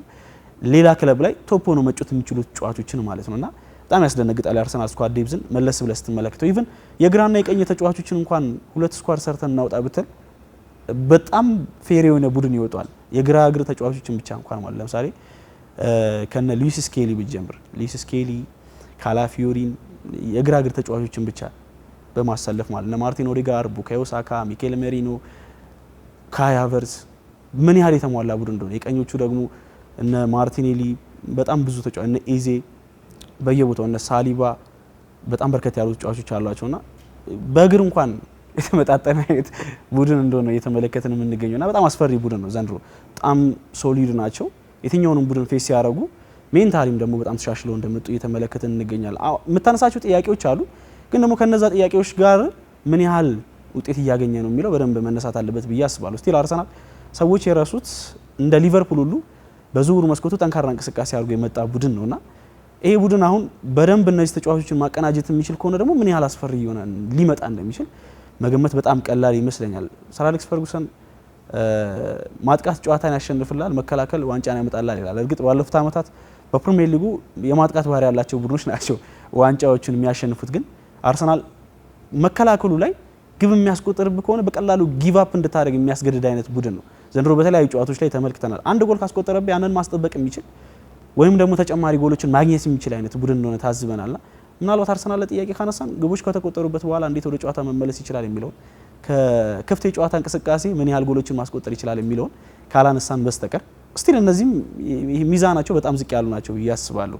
ለምሳሌ አንድ ቡድን በየትኛውም አይነት መንገድ ይሁን አርሰናል የሚገጥሙት ቡድኖች በጠቅላላ አሁን በጣም በሎ ብሎክ የሚከላከሉ ኳሱን ለአርሰናል ሰጥተው አፈግፍጎ የሚጫወቱ ቡድኖች ከኳስ ጀርባ የሚጫወቱ ቡድኖች እንደሆኑ ነው እየተመለከትን ነው። በጣም ተጋጣሚዎቻቸው ኢቭን እነ ማንቸስተር ሲቲ ምን ያህል አክብረዋቸው እንደሚገቡ እየተመለከትን ነው የምንገኘውና በዚህ ልክ ፌስ እያረክ ፈተናዎችን ከቆመ ኳስ የመጀመሪያ ጎሎችን ብታገኝ ችግር አለበት ብዬ አላስብም እኔ በግሌ። ከዛ በኋላ ግን በምን ያህል መልኩ ጌሙን ማኔጅ ታደርገዋለህ የሚለውን ጥያቄ መነሳት ያለበት። ምክንያቱም የትኛውም ቶፕ ቡድን በሎ ብሎክ የሚጫወት ከሆነ በክፍት የጨዋታ እንቅስቃሴ የግብ ድሎችን ለመፍጠር አስቸጋሪ ነው የሚሆነው። የትኛውም ኤላይት የሆኑ የፕሌይ ሜኪንግ ኳሊቲ ያላቸው ተጫዋቾችን የያዘ ቡድን ማለት ነውና በዚህ ስትራግል ውስጥ የመጀመሪያ ጎልን ለማስቆጠር ሴት ፒስን ብትጠቀም ያን አልመጥፎ ነው ብዬ አላስብም። ግን እዛ ነገር ላይ ዲፔንድ ሆነ የምትቆይ ከሆነ ነው አይ ቲንክ በደንብ ጥያቄ መነሳት ያለበት ብዬ የማስበው ማለት ነው። ዘመኑ ደግሞ አሁን በፕሪሚየር ሊጉ ወደ 45 ጎሎች ከተቆጠሩት 241 ጎሎች ከኮርና ነው በቀጥታ ጎሎች የተቆጠሩት። ከቆሙ ኳሶች በተደጋጋሚ አንድ ፕሪሚየር ሊጉ ራሱ የለቀቀውን ቪዲዮን ተመለከት ነበር። በተለያዩ ጨዋታዎች ላይ ጎሎች የሚቆጠሩበት መንገድ ከሌሎች አመታቶች በጣም እንደተለየ አሁን እስካሁን ባሉ 9 ሳምንታቶች በታሪክ ታይቶ በማይታወቅ መልኩ ነው ከቆሙ ኳሶች ፕሪሚየር ሊግ ላይ ጎል እየተቆጠረ ያለውና ከቆሙ ኳስ ሲባል ይሄ ኮርና ብቻ አይደለም የእጅ ወሮችን የሚያጠቃልለው ማለት ነው። አዎ ፍጹም ቅጣት ምት እንደውም ከዛ ስታት ውጭ አድርገውት ስመለከት ነበረ። በጣም ብዙ ነው ስቲል ፍጹም ቅጣት ምትንም ውጭ አድርገውት ከዛ ስታት ማለት ነውና ከእጅ ውርወራ እንኳን ባለፉት ሳምንታቶች የተቆጠሩ ጎሎች በአንድ ሳምንት ፊክስቸር ውስጥ ማለት ነው እነ ማንቸስተር ዩናይትድ እርግጥ ያለፈው ሳምንት ነው ያሁን ሳምንት ላይ አይደለም እነ ማንቸስተር ዩናይትድ በነ ቤንጃሚን ሴስኮ አማካይነት ጎል ሲያስቆጥሩ ዲያጎ ዳሎት ከእጅ ውርወራ የተነሳሽ ኳስ ነበረች። ቼልሲ ላይ በብሬንትፎርድ ጎል ሲቆጠርበት በተመሳሳይ አይነት መልኩ ነበር የተመለከተው። ቶተንሃም ሁለት ጎል ሲያስቆጥር ራሱ ካዮዴ ቴክኒክ እንኳን በጣም ያኔ ቴክኒካል ተጫዋች እየተባለ የሚገኘው በውርወራ yes ሮሪ ዴላፕን ይተካል የሚል ሀሳቦችን ስመለከት ነበርና እንደዚህ አይነት እግር ኳስ እንዲሆን እያስገደደ ፊዚካሊቲ ሞር አስፈላጊ እየሆነ እየመጣበት ያለ ዘመን እንደሆነ እየተረዳን ያለን ይመስላል። ሊቨርፑል ላይ እንኳን የተቆጠሩበት ጎሎች ማለት ነው አይ ቲንክ ቅድም ተሳስቻለሁ። ሊቨርፑል ላይ ብሬንትፎርድ ያስቆጠረበት ጎሎች የእጅ ውርወራዎች እንደነበሩ ተመልክተን ነበር። ቼልሲ ላይ ሰንደርላንድ ከእጅ ውርወራ ጎል ሲያገኝበት ተመልክተን ነበርና በተለያዩ ጨዋታዎች ላይ እንደዚህ አይነት ከዚህ ቀደም በነበረው እግር ኳስ ውስጥ እንደዚህ አይነት እንቅስቃሴዎች ለራግቢ የቀረቡ ናቸው የሚባሉ ነገሮች አሁን ግን እንደ አንድ ፍልስፍና ተይዘው ሁሉም ቡድኖች የቆመ ኳስ አሰልጣኝ ቀጥሮ እና አርሰናል በነ ኒኮላስ ዮቨር ሌሎች ቡድኖችን በተመሳሳይ አስቶን ማክፔ ይመስለኛል አስቶን ቪላን በተመሳሳይ እንደዚህ አይነት የሴት ፒስኮች አሉና በየትኛውም አይነት መንገድ ብሬንትፎርድም ዋና አሰልጣኙን የቀጠረው ኬት አንድሪውስን የቆሙ ኳሶች አሰልጣኝ ነበሩ። በየትኛውም አይነት መንገድ እንደዚህ አይነት ስሞል ዲቴሎች ስለሆነ አሁን ልዩነት ፈጣሪ እየሆኑ ያሉት ያንን ለመጠቀም ጥረት እያደረጉ እንደሆነ ቡድኖች እየተመለከትን እንገኛለንና ቀድሞ የነቃ ቡድን ቀድሞ የተዘጋጅቶ የመጣ ቡድን ደግሞ ውጤታማ እየሆነ የተመለከትን እንገኛለን። ያው ሁለቱን ቡድኖች አርሰናል ላይ ትንሽ እንጨምርበታለን። የሊቨርፑልን ስለተነሳ ነው። ምናልባት ያው ሊቨርፑል በዚህ የውድድር ዘመን ላይ አንዳንድ የእግር ኳስ ተንታኞች ሊቸገር ይችላል የሚሉ ሀሳብ ሰጥተው ነበር። ያም ያሉት ምንድነው ብዙ ተጫዋቾች አዲስ ፈራሚ ተጫዋቾች ናቸው። ብዙ ገንዘብ ይወጣባቸው ነው። ተጽዕኖ በተለይ እንግሊዝ ላይ ብዙ ገንዘብ ወጥቶብህ ስትጫወት በዛው ልክ ነው ደግሞ ጫናው የሚበዛው።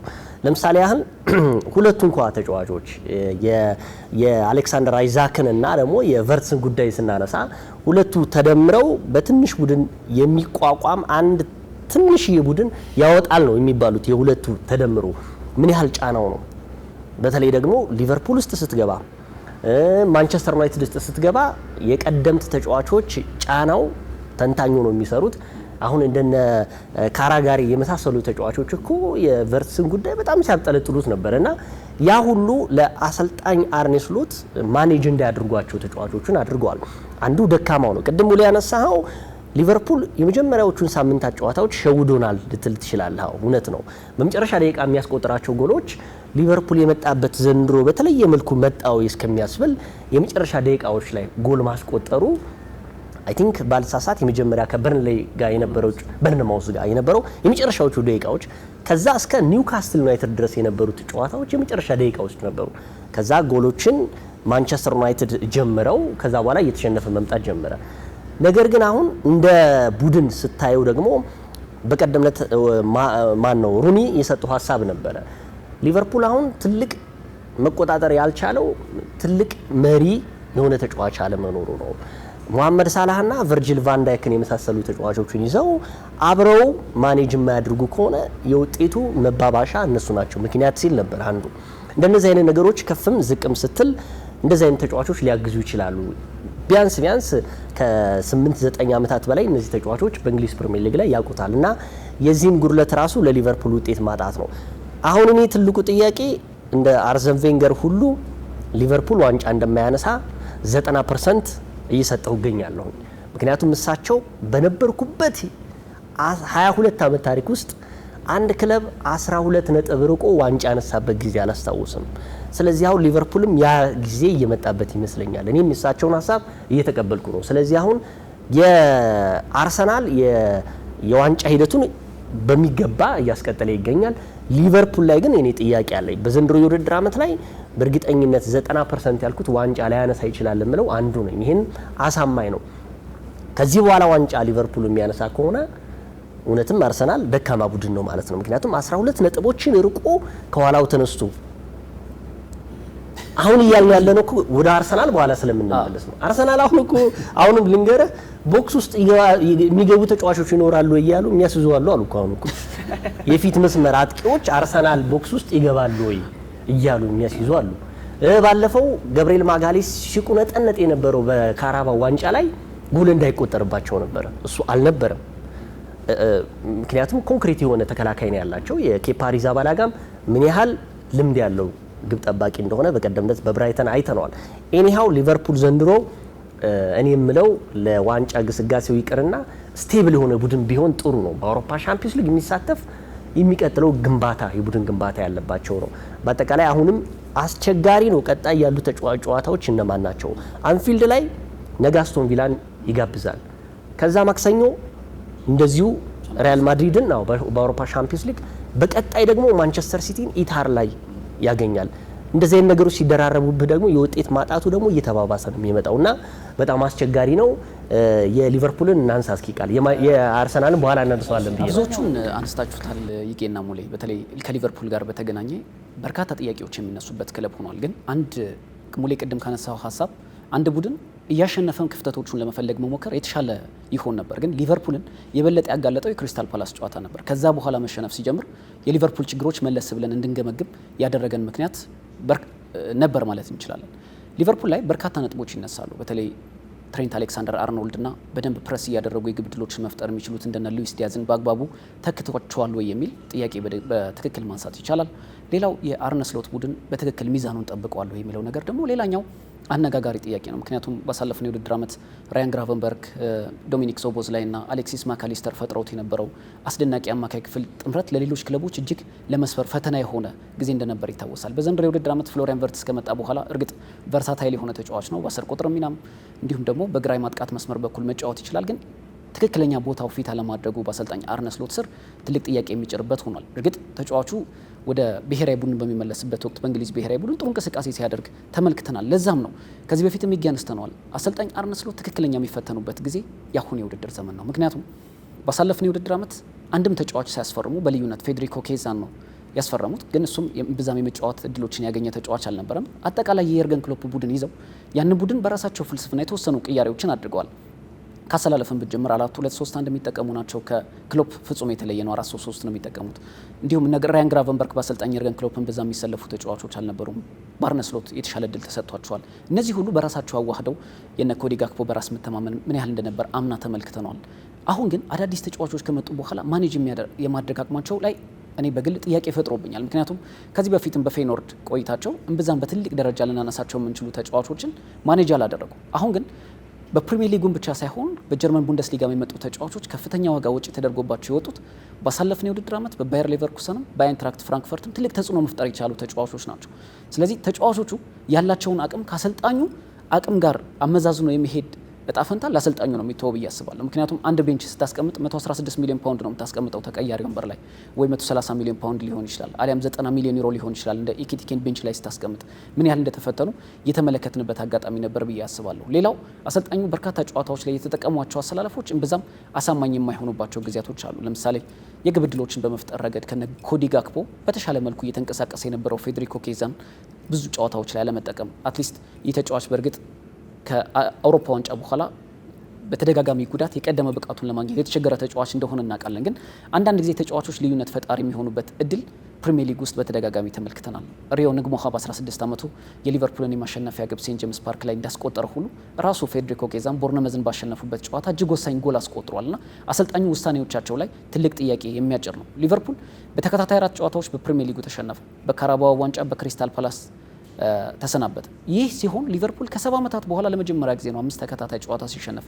በወቅቱ ታሪኮች እንደሚያስረዱት ከፕሪሚየር ሊጉ የወረደበት ጊዜ እንደነበር ታሪክ ያሳያልና ምን ያህል መጥፎ ጊዜያትን እያሳለፉ እንደሆነ ማሳያ ነው። ይጌ ቅድም እንዳነሳው በቀጣይ 3 እጅግ በጣም ወሳኝ የሆኑ ጨዋታዎች ምናልባት የሊቨርፑልን የውድድር ዓመቱን እጣ ፈንታ ሊወስኑ የሚችሉ ጨዋታዎች ሊሆኑ ይችላሉ ብዬ አስባለሁ። በአውሮፓ ሻምፒዮንስ ሊግ በጋላታሳራይ ተሸንፏል። እንደምታስታውሱት አትሌቲኮ ማድሪድን ሲያሸንፍ በጣም ተፈትነው እንደነበር ይታወሳል።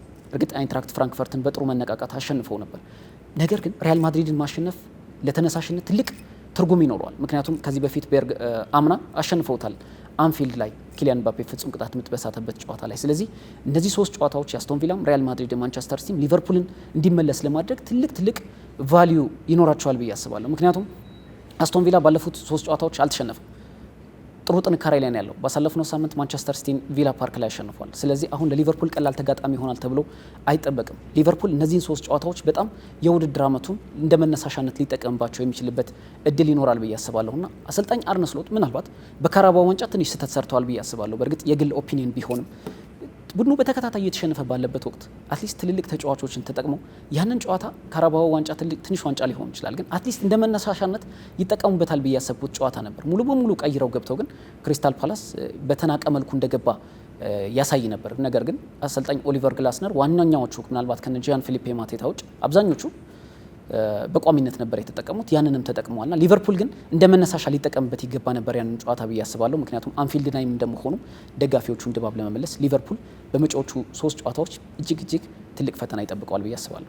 አዎ የተከበራችሁ ተመልካቾቻችን እየተከታተላችሁት ያለው ሳምንታዊ የስፖርት ፕሮግራማችን ነው። ከዚህ ከጎልደን ቱሊፕ ሆቴል የተለያዩ ስፖርታዊ ጉዳዮችን እያነሳ እንገኛለን። የዛሬው የክብር አጋራችን ቡና ኢንተርናሽናል ባንክ ነው። ቡና ኢንተርናሽናል ባንክን ከልብ እናመሰግናለን። እንደዚሁም ጎልደን ቱሊፕ ሆቴልን ከወዲሁ ማመስገን እንፈልጋለን። ውይይታችንን እንቀጥል። ምናልባት ያለን ሰዓት በጣም ውስን ስለሆነ ሙሌ እንደው እድሎችን ለአንተ ብንሰጥ አሪፍ ነው። ያው ዛሬ እንግዳችንም ስለሆነ የአርሰናል ጉዳይ በተወሰነ መልኩ አንስተዋል። ያው ከሳምንት ሳምንት እኔና ቃልም ስለምናነሳው ነው። ምክንያቱም ብዙ የስፖርት ተከታታዮቻችን በየሳምንቱ ስናነሳ ስለሚያዩ ነው። ግን ይሄ የሙሌስ ነጸብራቅ ምንድነው የሚለውንም ዛሬ ማየት ስለሚገባ ነው። አርሰናልን በተወሰነ መልኩ ዳስሰዋል። እንደው የቼልሲም እንደዚህም ደግሞ ማንቸስተር ሲቲም ማንቸስተር ዩናይትድም አሉ። ካሉን ሰዓት አንጻር ከወጥነት አንጻር እንደው የነዚህ 3 ክለቦች በፕሪሚየር ሊጉ ያላቸው የወደፊት እጣ ፈንታ ከዛ በተረፈ ደግሞ ባለፉት የመጡት የ9 ሳምንታቶች ምን ይመስላሉ የሚለውን መረጥ አድርገህ እንደቀደሙ ሊቨርፑል እንደመረጥከው እስኪ እንደው እይታችን እንቀጥልበት። የዛሬን ተስፋ ይበልጥ ለማጥበቅ በአዲስ ሐሳብ ለመሻሻል ያሰቡትን ለማስፋት ውጥንን ለማሳካት ይበልጥ ልቆ ለመገኘት ያሰቡ መላ ይፈልጋሉ። እነሆ ለብርቶች የአቦል ዲጂታል ብድር አገልግሎት ቀረበ። አቦል ዲጂታል ብድር ንጋት፣ ራዕይ፣ መነሻና ማሳሲል በሰየማቸው ልዩ ልዩ የብድር አገልግሎቶቹ እስከ 100 ሺህ ብር ብድር አዘጋጅቷል። ማለዳ በኢመደበኛ ንግድ ለተሰማሩ ሴቶች፣ ራዕይ በመደበኛ ንግድ ለተሰማሩ ሴቶች፣ መነሻ በኢመደበኛ ንግድ ለተሰማሩ ለጉሊትና መሰል ነጋዴዎች፣ ንጋት መደበኛ ንግድ ላይ የተሰማሩ የጥቃቅንና አነስተኛ ነጋዴዎች፣ ማሳ በግብርናና መሰል ስራዎች ላይ የተሰማሩ የቀረበ አገልግሎቶቹን ያለምንም ማስያዣ በእጅ ስልኮ መጠቀም ያገኙ። አቦል ዲጂታል ብድር፣ አቦል ላይ ይድረሱ። ቡና ባንክ፣ የባለ ራዕዮች ባንክ። ከማንቸስተር ዩናይትድ ጀምሮ ባለፉት 3 ጨዋታዎች ተከታታይ ድል በሚቀጥሉት 5 ጨዋታዎች ደግሞ 2 ጨዋታዎች ደግሞ ማሸነፍ የሚችሉ ከሆነ ጸጉሩን የሚያስቆርጥትም ደጋፊ ያለ እና በጣም እየተቸገረ የነበረ ቡድን ነበረ። ግን ሩበን አሞሪም አሁን በተወሰነ መልኩ ያንን ኬሚስትሪ እያገኘ እንዳለ ቡድኑ አይደንቲቲውን እየመለሰ እኔ ባለፉት ዓመታት ማንቸስተር ዩናይትድ ቤት የአይደንቲቲ ችግር በጣም የሚነሳበት ቡድን ነበረ። ኤሪክ ቴን ሃግ ከአያክስ ሲመጣ ያ የ2019 አያክስ በአውሮፓ ቻምፒየንስ ሊግ እስከ ፍጻሜ ድረስ እስከ ግማሽ ፍጻሜ ድረስ ለዞም በቶተንሃም ወጣቶች መሆናቸው ነው እንጂ ያንን ጌምም ማኔጅ እንዳያደርጉት ያደረጋቸው በመጨረሻ ደቂቆች ድራሞች እንዲሸነፉ ያደረጋቸው ስቲል እስከ ፍጻሜ መጓዝና ሊቨርፑልን ከቶተንሃምም በተሻለ መልኩ መፈተን የሚችል አይነት ቡድን ቢውልድ አድርገው ነበረ ብዬ አስባለሁና የሚጫወቱበት መንገድ በጣም ግልጽ ነበረ። ፖዚሽናል ነበረ የሚጫወተው። በጣም ከኳስ ጋር ምቾት የሚሰማቸው ጨዋቾችን የያዘ አይነት ቡድን ነበረ። ግልጽ ፍልስፍና ነበረው ኤሪክ ቴን ሃግ። ማንቸስተር ዩናይትድ ቤት ከመጣ በኋላ ግን ያ አይደንቲቲ ፍጹም ተቃራኒ ሆኖ ነበር የተመለከተው። በተለያዩ ጨዋታዎች ላይ የጨዋታ የበላይነት ለመውሰድ ሲቸገር ተመለከተዋለህ። ኳስን ከራሱ የሜዳ ክፍል ላይ መስርቶ ለመውጣት በጣም ደካማ የሆነ ቢልድ አፕ ስትራቴጂ እንዳላቸው በተለያዩ ጨዋታዎች ላይ ተመልክተን ነበረ። አይደንቲቲ በጣም ጥያቄ የሚነሳበት ቡድን ነበር። ሩበን አሞሪም ከመጣ በኋላ ያንን በስፖርቲንግ ሊዝበን ቤት የሚታወቅበትን አይደንቲቲ ወደ ማንቸስተር ዩናይትድ ቤት ለማምጣት በጣም ሲቸገር እንደነበረ ተመልክተን ነበረ ባለፉት ጊዜያቶች ማለት ነው። ምንም እንኳን ያለፉት 3 ጨዋታዎች በጣም ይበል የሚያሰኝ ቢሆኑም ግን ደግሞ በሊዝበን ቤት የሚታወቀውን ያ ኢንቴንሲቭ የሆነ ፕሬስ በማድረግ የሚታወቀውን ትራንዚሽናል በጣም ዳይሬክት የሆነ ፉትቦል የሚጫወተውን ቡድን ማንቸስተር ዩናይትድ ቤት ይገነባል ወይ የሚል ጥያቄ ሲነሳ ነበረ። ባለፉት ጨዋታዎች ግን ያንን ስንመለከት ነበር አይደንቲቲውን እያገኘ እንዳለ። ማንቸስተር ዩናይትድ ቤት ሲቀላቀል መጀመሪያ ካነሳቸው ሀሳቦች መካከል አንዱ እኔ ተጫዋቾቼ እንደ ዱሻ እንዲሮጡልኝ ይፈልጋሉ ይል ነበርና አሁን ወደ ቡድኑ የቀላቀላቸው ተጫዋቾች እነ ብራያን ምቤሞ እነ ማቲያስ ኩኛ ያንን አይነት ካራክተር የሚሰጡን ይመስለኛል። እንደ ብዱሻ የሚሮጡለትን ተጫዋቾች ነው ማግኘት ይቻላል። ቴክኒካል አቢሊቲ ጎን ለጎን እንዳለ ሆኖ ትራክ ባክ እያደረጉ ወደ ኋላ የተቃራኒ ቡድን ተጫዋቾችን ታስበው ሲከላከሉ የምንመለከትበት መንገድ በጣም ድንቅ ነበር። ባለፉት ጨዋታዎች ላይ ከራሳቸው የሜዳ ክፍል ላይ ሲወጡ ያለው ትራንዚሽን ፍሎው በጣም አስደናቂ እንደነበረ በጥቂት ጨዋታዎች እንደውም የመጀመሪያ ጨዋታ በጣም ሰርፕራይዝ አድርጎን ነበር። ለኔ ዘንድሮ አርሰናል በጣም በጨዋታ መንገድ የበላይነት ተወስዶበት ነበረ። የውጤት የበላይ ይሁን እንጂ በጨዋታ መንገድ የበላይነት ተወስዶበት ነበረ ብዬ ከማስባቸው ጨዋታዎች አንዱ የመጀመሪያው ዙር ኦልድ ትራፎርድ ላይ ማንቸስተር ዩናይትድ 1-0 የተሸነፈበትን ጨዋታ ነው ብዬ ነው ማስበው በግሌ። ምክንያቱም በጣም ብዙ ኤክስፔክት እንድናደርግ ያስገደደን አይነት ጨዋታ ነበር። ዘንድሮ ማንቸስተር ዩናይትድ በጣም ተሻሽሎ ይመጣ ይሆን እንዴ እንድንል ጥያቄ እንድናነሳ ያደረገን ጨዋታ ነበር ብዬ አስባለሁና ከዛ በኋላ ባሉ ጨዋታዎች ላይ ግን በጣም መንገጫገጮች ሲመጡ ነበር። ድል ለማድረግ 3 ነጥብ ለመሰብሰብ በጣም ሲቸገር ነበር። ከበርንሌይ ጋር ነበር የመጀመሪያ 3 ነጥብ ማሳካት ይችላል። በምን አይነት መልኩ ያ 3 ነጥብ እንደመጣ ተመልክተን ነበር።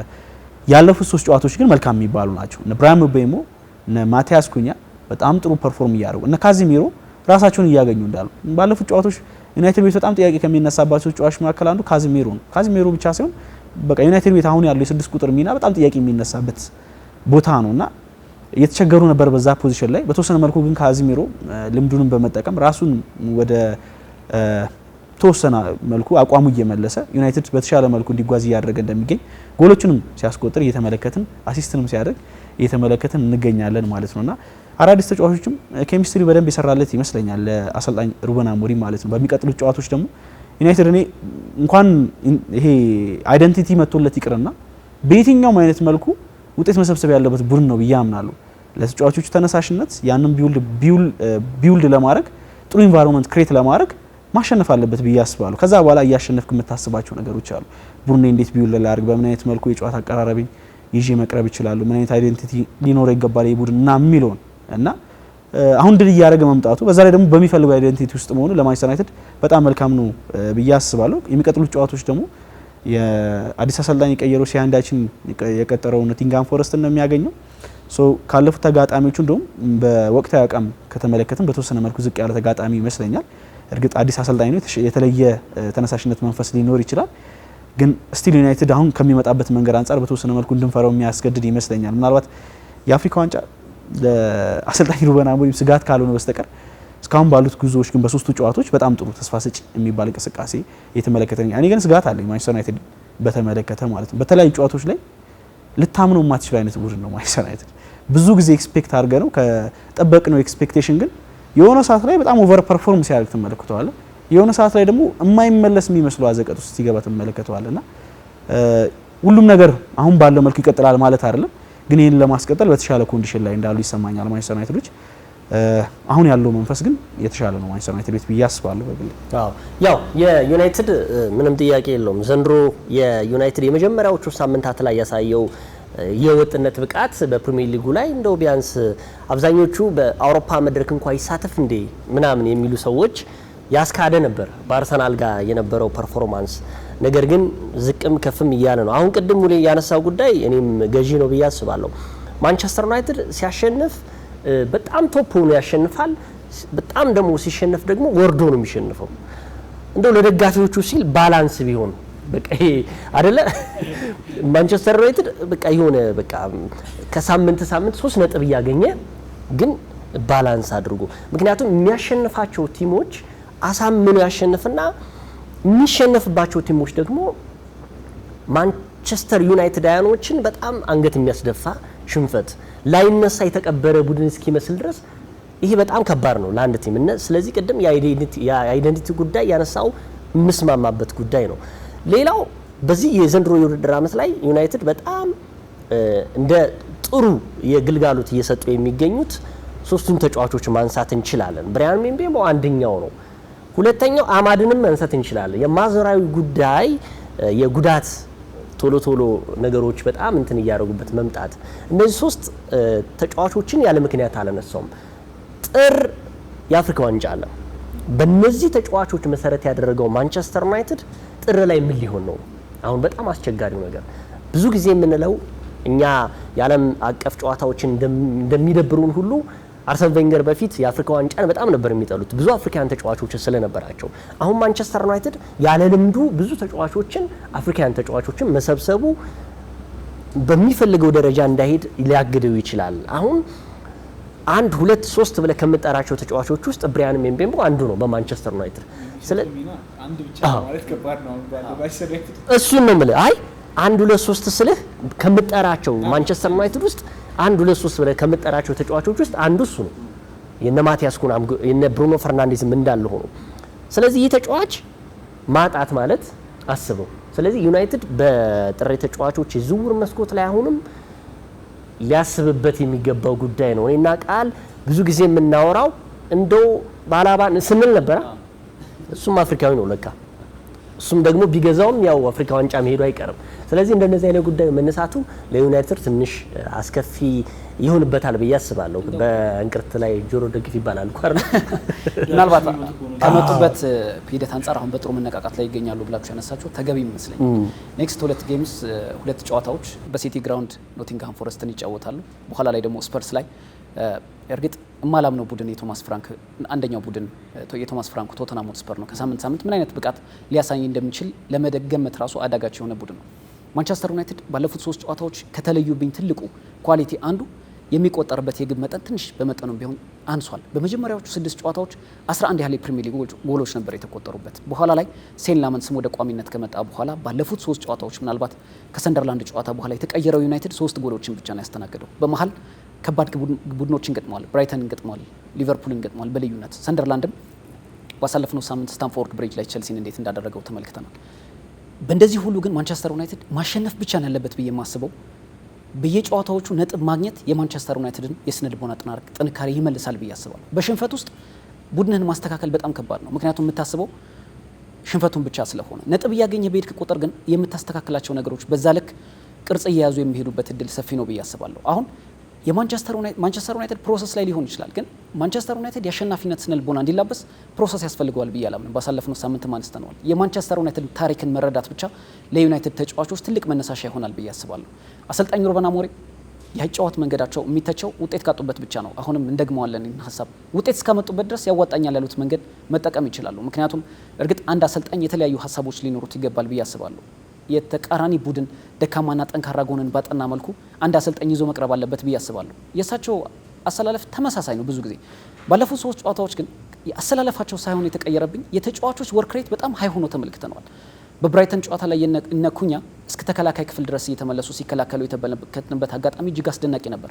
የነ ካዘሜሮ ፍዘት አሁን ላይ በትንሹም ቢሆን ቡና ጠጥተው የገቡ እስኪመስል ድረስ የንቃት ስሜት የተሰማባቸው መንገድ ተመልክተናል። አሁን ዩናይትድ ቤት ያለው ተነሳሽነት የተጫዋቾች ወርክ ሬት በጣም ከፍተኛ መሆን እንጂ የአሰልጣኝ ሩበን አሞሪም አሰላለፍ ተቀይሮ አይመስለኝም። ግን አሁንም የአሰልጣኝ ሩበን አሞሪም ያጫወት መንገድ ላይ እኔ ጥያቄ አለኝ። ግሪምስቢ ታውንም ስትገጥም ማንቸስተር ሲቲንም ስትገጥም አንድ አይነት ያሰላለፍ መንገድ መጠቀም እኔ ብዙ አይዋጥልኝ።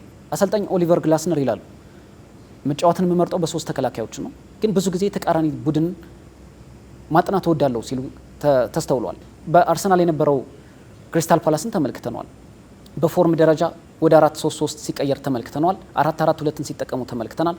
4-1-4-1 አዳም ዋርተንን ከተከላካዮች ፊት በማድረግ እንዲሁም ደግሞ ዣን ፊሊፔ ማቴታ ብቻው እንዲያጠቃ በማድረግ የተለያዩ አይነት ያጫወት መንገዶችን ኢንጌም ማኔጅመንት በምንለው መቃየር ጥሩ ይመስለኛል ብዬ አስባለሁ። ዩናይትድ ግን አሁን ያለው ተነሳሽነት ሊያስቀጥልበት የሚችለው ብቸኛው መንገድ ግን እንዴት ተጫወተ ሳይሆን እንዴት 3 ነጥብ አገኘ ይመስለኛል። አዎ ምንም ጥያቄ የለውም። ዩናይትድ የሚፈልገው ውጤት ሲያመጣ ነው። አሰልጣኝ ሩበን አሞሪምም ኦልድ ትራፎርድ ላይ መቆየት የሚችሉት የሚፈልገውን 3 ነጥብ ማለት ሊያሳምኑን ይችላል አይደል? አሁን በነጥብ በዚሁ መንገድ የሚቀጥሉ ከሆነ እኛ ጥያቄ ስናነሳ ነበር ሜቢ ማንቸስተር ዩናይትድ 4-3 መጫወት ቢፈልግ ለዛ ሚና መሆን የሚችሉ ተጫዋቾች ቡድኑ አለው እና ያንን አይነት የጨዋታ መንገድ ለምን አይጠቀም የሚሉ ጥያቄዎች ሲነሱ ነበር። ጥያቄ የሚነሳው ምንጊዜም ከውጤት ማጣት ጋር ነው። ውጤት እስካለ ድረስ የምታነሳቸው ጥያቄዎች ተሰሚነታቸው በጣም ዝቅ ያሉ ናቸውና ማንቸስተር ዩናይትድ ቤት ያ ጥያቄ ሲነሳ ነበር። ያለፉት 3 ጨዋታዎች ግን እንደው ሩበን አሞሪም በሀሳቡ ክችች ማለት ወይም ድርቅ ማለቱ ውጤታማ ያደርገው ይሆን እንዴ ብለህ ጥያቄ እንድትጭር የሚያደርግ ነው። ስቲል ግን አንተ ባልከው መልኩ ፍሌክሲብል ላለመሆኑ በተወሰነ መልኩ ዋጋ ሊያስከፍሉ ይችላል የሚሉ እይታዎችንም ማንሳት ይቻላል። በትክክል ያለምንም ጥያቄ ማለት ግን የፍሌክሲቢሊቲ ችግር ሊዝበንም ቤት እያለ የሚነሳበት አሰልጣኝ ነው። በፍጹም እሱ ከሚፈልገው የጨዋታ መንገድ ውጪ መጫወት የማይፈልግ ተጫዋቾቹ ታክቲካል ዲሲፕሊን እንዲኖራቸው በደንብ የእሱ ሀሳብ ተገዥ እንዲሆኑ የሚፈልግ አይነት አሰልጣኝ ነውና ይህንን ደግሞ ባለፉት ጊዜያቶች አይ ቲንክ ውጤት ባይኖርም ከሚያሰናበታቸው ተጫዋቾች አንጻር ከሚያስፈርማቸው ተጫዋቾች አንጻር የተረዳን ይመስለኛልና ምን ያህል ያስቀጥለዋል ግን በደንብ ጥያቄ መሆን ያለበት ይመስለኛል። ለወቅቱ ግን ያለው ጉዞ በጣም መልካም የሚባል ነው። ለቡድኑ መንፈስ በሚቀጥሉት ጨዋታዎች ላይ በደንብ ትልቅ ተጽዕኖ መፍጠር የሚችሉ ውጤቶችን ነው እያገኘ የሚገኘው። ሴን ላይመስ ቅድም የረሳን ይመስለኛል በጣም አስደናቂ ማቲያስ ዲላይክ ዘንድሮ በጣም አስደናቂ ሲዝን እያሳለፉ ምናልባት በውጤት ባይታጀብ በግሉም ቁጥሮቹ በጣም አስደናቂ ቢሆኑም ግን ከማንቸስተር ዩናይትድ ጋር ከክሊንሺት ጋር በተያያዘ ያሉት ቁጥሮች ዝቅ ያሉ ናቸው። ግን ፐርፎርም እያደረገ ያለበት ሌቭል በጣም በራስ መተማመናቸው ራሱ ተመልሷል። ይገ ባለፈው ስናነሳው ነበር። አሁን ተከላካዮቹ እንደ በፊት የሚያፈሱት ግብ ጠባቂዎች አይደለም ከጀርባቸው ያሉት። አንድሬ ኦናና ተከላካዮቹ እኔ ብዙ ጊዜ ይላሉ የአንድ ቡድን መሰረት ግብ ጠባቂ ነው ብዬ አምናለሁ። ከተከላካዮች የሚያልፍ ኳስ በኮንፊደንስ ሲጠብቁ ግብ ጠባቂ ተመልክተናል። ዴቪድ ራያን ለዚህ ማሳየነት ማንሳት ይቻላል። በእግር ብዙም የሚጫወት አይደለም ዶናሩማ፣ ግን የሲቲ ተከላካዮች የሚሰማቸው ነጻነት ቀላል አይደለም። ሴን ላመንስም ከመጣ በኋላ እነ ዲሊት ፐርፎርም እያደረጉበት ያለው መንገድ እጅግ አስደናቂ ነው። አትሊስት ከኛ ቢያልፍ ሴቭ ሊያደርግልን የሚችል ግብ ጠባቂ ያለን ብሎ ያስባል። ኦናናም አልታይ ባይንደርም ዩናይትዳውያን አቁሰለዋል ብዬ አስባለሁ። ምንም ጥያቄ የለውም። ያው አሁን ላይ የትኛውም ባለፈውም ብየዋለሁ የማንቸስተር ዩናይትድ ደጋፊ 3 ነጥቦችን እያገኘ ስለሆነ የአሰልጣኝ ሩበን አሞሪምን የጨዋታ ፍልስፍና እየጠየቀ አይደለም። የሚፈልገው 3 ነጥብ ስለሆነ ነው። ለምን ያጨዋወት ፎርሜሽናቸው 2-2-2-2 አይሆንም? 3 ነጥብ ከተገኘ እንደውም ኤረፍ እንደ ኤሪክ ቴናግ እንዳታሰናብታቸው ባይዘው ላይ ኤሪክ ቴናግ ካሰናበቱ ሰዎች መካከል አንደኛው ኤሪክ ቴናግ መሰናበት አንዱ ምክንያት ነው የሚለኝ እኔ የነፍሱ ሊማራውና የገነነ መኩሪያ ሊብሮ እና የሰይድ ኪያር የጨዋታ ፍልስፍናዎች እኮ አሁን ያው ኢትዮጵያ ውስጥ የቀሩበት አንዱ ጉዳይ አለ። ያው የኛን እግር ኳስ ታውቁታላችሁ እንደዚህ በጃዙር ስለሆነ ነውና እግር ኳስ ማነው ግብ ጠባቂ ወጥቶ እንዲጫወት ነው ፍልስፍናው። ጂኬው ስለዚህ ማንቸስተር ዩናይትድም ውስጥ ሌመንስ ወጥቶ ቢጫወትም 3 ነጥብ ከተገኘ ችግር የለም። ምንም 3 ነጥብ ነው የሚፈልገው። ስለዚህ አሁን ያሰልጣኙ አሁን ያሉበት ክርችች ማለት የጨዋታ ፍልስፍና ስፖርቲንግ ሊዝበን የደገሙት ነው፣ በፊት የሚጫወቱበት ነው። አሁንም ደግሞ እኚህ ሰውዬ እኔም ባለፈውም ተናግሬዋለሁ የአሁኑን 3 ነጥብ ሳይሆን የወደፊቱን የዋንጫ ግስጋሴ የሚያስቡ ሰው ይመስሉኛል ነው የምለው። በአጠቃላይ እንደው እስኪ ባለን ደቂቃ ውስጥ ሲቲን እና ቼልሲን እናንሳና ጉዳያችንን ማጠናቀቅ እንችላለን። ሲቲ በዘንድሮ የውድድር ዓመት ላይ እኔ ከሊቨርፑል በላይ ያስቀደምኩት ያለው ቡድን ነው የሚያስፈራኝ። ራሱን ከጫናዎች ነፃ አድርጎ ያለ ቡድን ነው። እንደውም ሲቲ ትንሽ እየተቸገረበት ያለው በጥሬ ተጫዋቾች የዝውውር መስኮትና እንደዚሁም በክረምት የዝውውር ገበያ ላይ ያመጣቸው ተጫዋቾች ጉዳት እያስተናገዱበት መምጣት። ከዛ በተረፈ እንግዲህ ሲቲ ያንን አሁን ሊቨርፑል የመጣበትን በጣም ቀውስ አልፎታል አምና። ይህን ይደግመዋል ብዬ አልገምትም። ስለዚህ ጫና የለበትም ሲቲ። ለአርሰናል ትልቁ ስጋቱ ማንቸስተር ሲቲ ይመስለኛል። ባለፈው አስቶን ቪላ ሳይጠበቅ 1-0 አሸንፎት ነጥብ ሊያስጥለው ይችላል።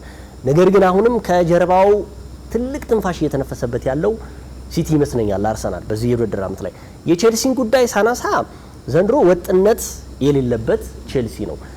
በጣም የዲሲፕሊን ጉዳይ የሚነሳበት የአሰልጣኝ ኢንዞ ማሬስካ ልጆች በጣም አሳፋሪ ከሚባሉት ቀይ ካርዶች የሚመዘዝባቸው ተጫዋቾች መካከል ቼልሲ ይሆናል።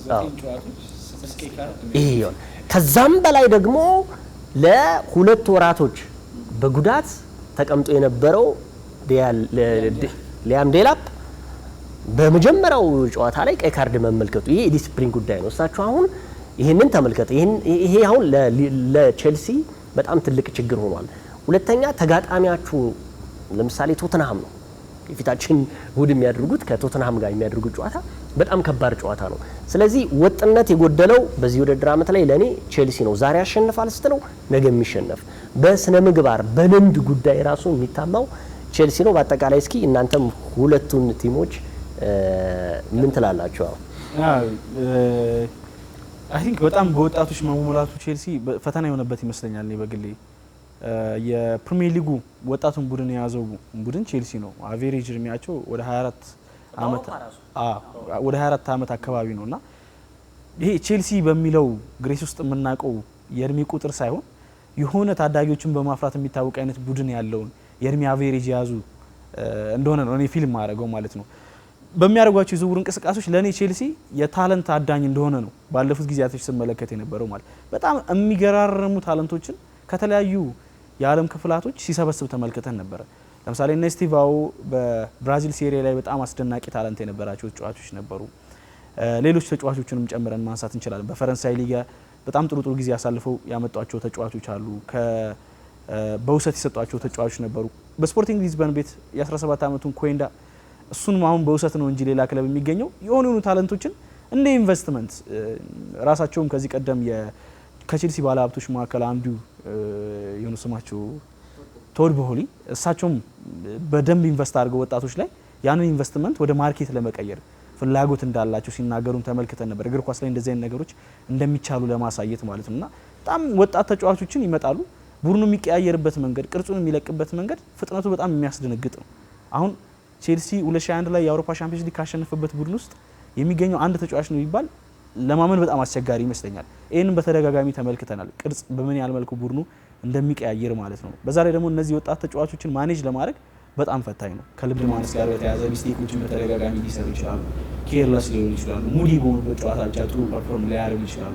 የሆነ ማኔጅ ሊያደርጓቸው የሚችሉ ቡድኑ ሊድ ማድረግ የሚችሉ ተጫዋቾች እንዳጣ እንደጎደለ ፊል ታደርጋለህ። ያው የቶማስ ቱሄልን ቼልሲ የ2021 በደንብ ከማድረግባቸው ምክንያቶች መካከል አንዱ እነ ቲያጎ ሲልቫ እነ ሴዘር አዝፒሊኩዌታ በጣም አስደናቂ ያላቸው ተጫዋቾች ትልቅ ተጫዋቾች እንደነበሩ ተመልክተናል። በምን ያህል መልኩ ቡድኑን ሊድ ሲያደርጉ እንደነበረ አንድ ቡድኑን ሊድ ማድረግ የሚችል በደንብ ልምድ ያለው ተጫዋች ቡድኑ ሲኖር ምን ያህል በዙሪያ ያሉ ተጫዋቾች ምቾት ተሰምቷቸው እንደሚጫወቱ የታዘብንባቸው ጊዜያቶች ነበሩና አሁን በወጣቶች መሞላት አይ ቲንክ ለስህተቶች በደንብ ተጋላጭ እንዲሆኑ ኢንኮንሲስተንት የሆነ ፐርፎርማንስ ከጨዋታ ጨዋታ እንዲያሳዩ ያስገድዳቸው ይመስለኛል። እኔ በግሌ ዘንድሮ እኔ ግን በግሌ ኤክስፔክት ያደረኩት ቼልሲ ያው ካለፈው ሲዝኑም አንጻር በተወሰነ መልኩ የተሻለ ሆኖ ይመጣል ብዬ አስቤ ነበር። ምናልባት ሰርፕራይዝ ላይ ያደርጉንም ይችላሉ ብዬ ካሰብኳቸው ቡድኖች መካከል አንዱ ነበረ። ግን ጉዳቶች እንደነ ኮልዊል ፎፋናም ከጉዳት ጋር እየታገለ የሚጫወት ተጫዋች ነው። ፓልመር ጉዳቶችም እየፈተናቸው እንደሚገኙ የተጫዋቾች የሚሰጣቸው የጨዋታ ሚና እንኳን ከምቾታቸው አንዳንድ ተጫዋቾች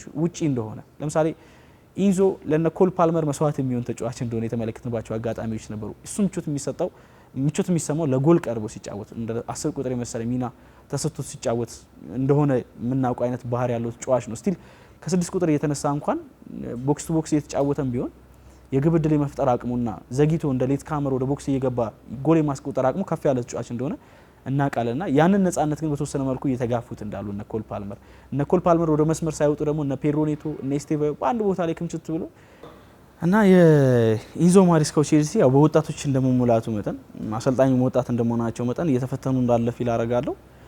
ግን የሚሻሻሉ ነገሮች ሊኖሩ ይችላሉ። ነገራቶች በዚህ መልኩ የሚቀጥሉ ከሆነ ግን ቼልሲዎች ከአሰልጣኝ ጋር ባላቸው ትዕግስት ጉዳይ እንዲሁም ደግሞ ኢንቨስት ካረጉት ወጪም አንጻር አይ ቲንክ ቅር የሚያሰኛቸው ይመስለኛልና በዚህ መልኩ ነገራቶች የሚቀጥሉ ከሆነ ለኢንዞ ማሪስካ በጣም ፈታኝ ነው የሚሆነው። ምክንያቱም ትልልቅ ኢንቨስትመንቶች ነበሯቸው። ምንም እንኳን ቼልሲ ያን ሁሉ ኢንቨስትመንት አድርጎም ዘንድሮ ጊተንስን የተለያዩ አዳድ ጋርናቸውን ጨምሮም ቢሆን የተጣራ ወጪ በጣም አነስተኛ እንደውም ትርፍ ነው።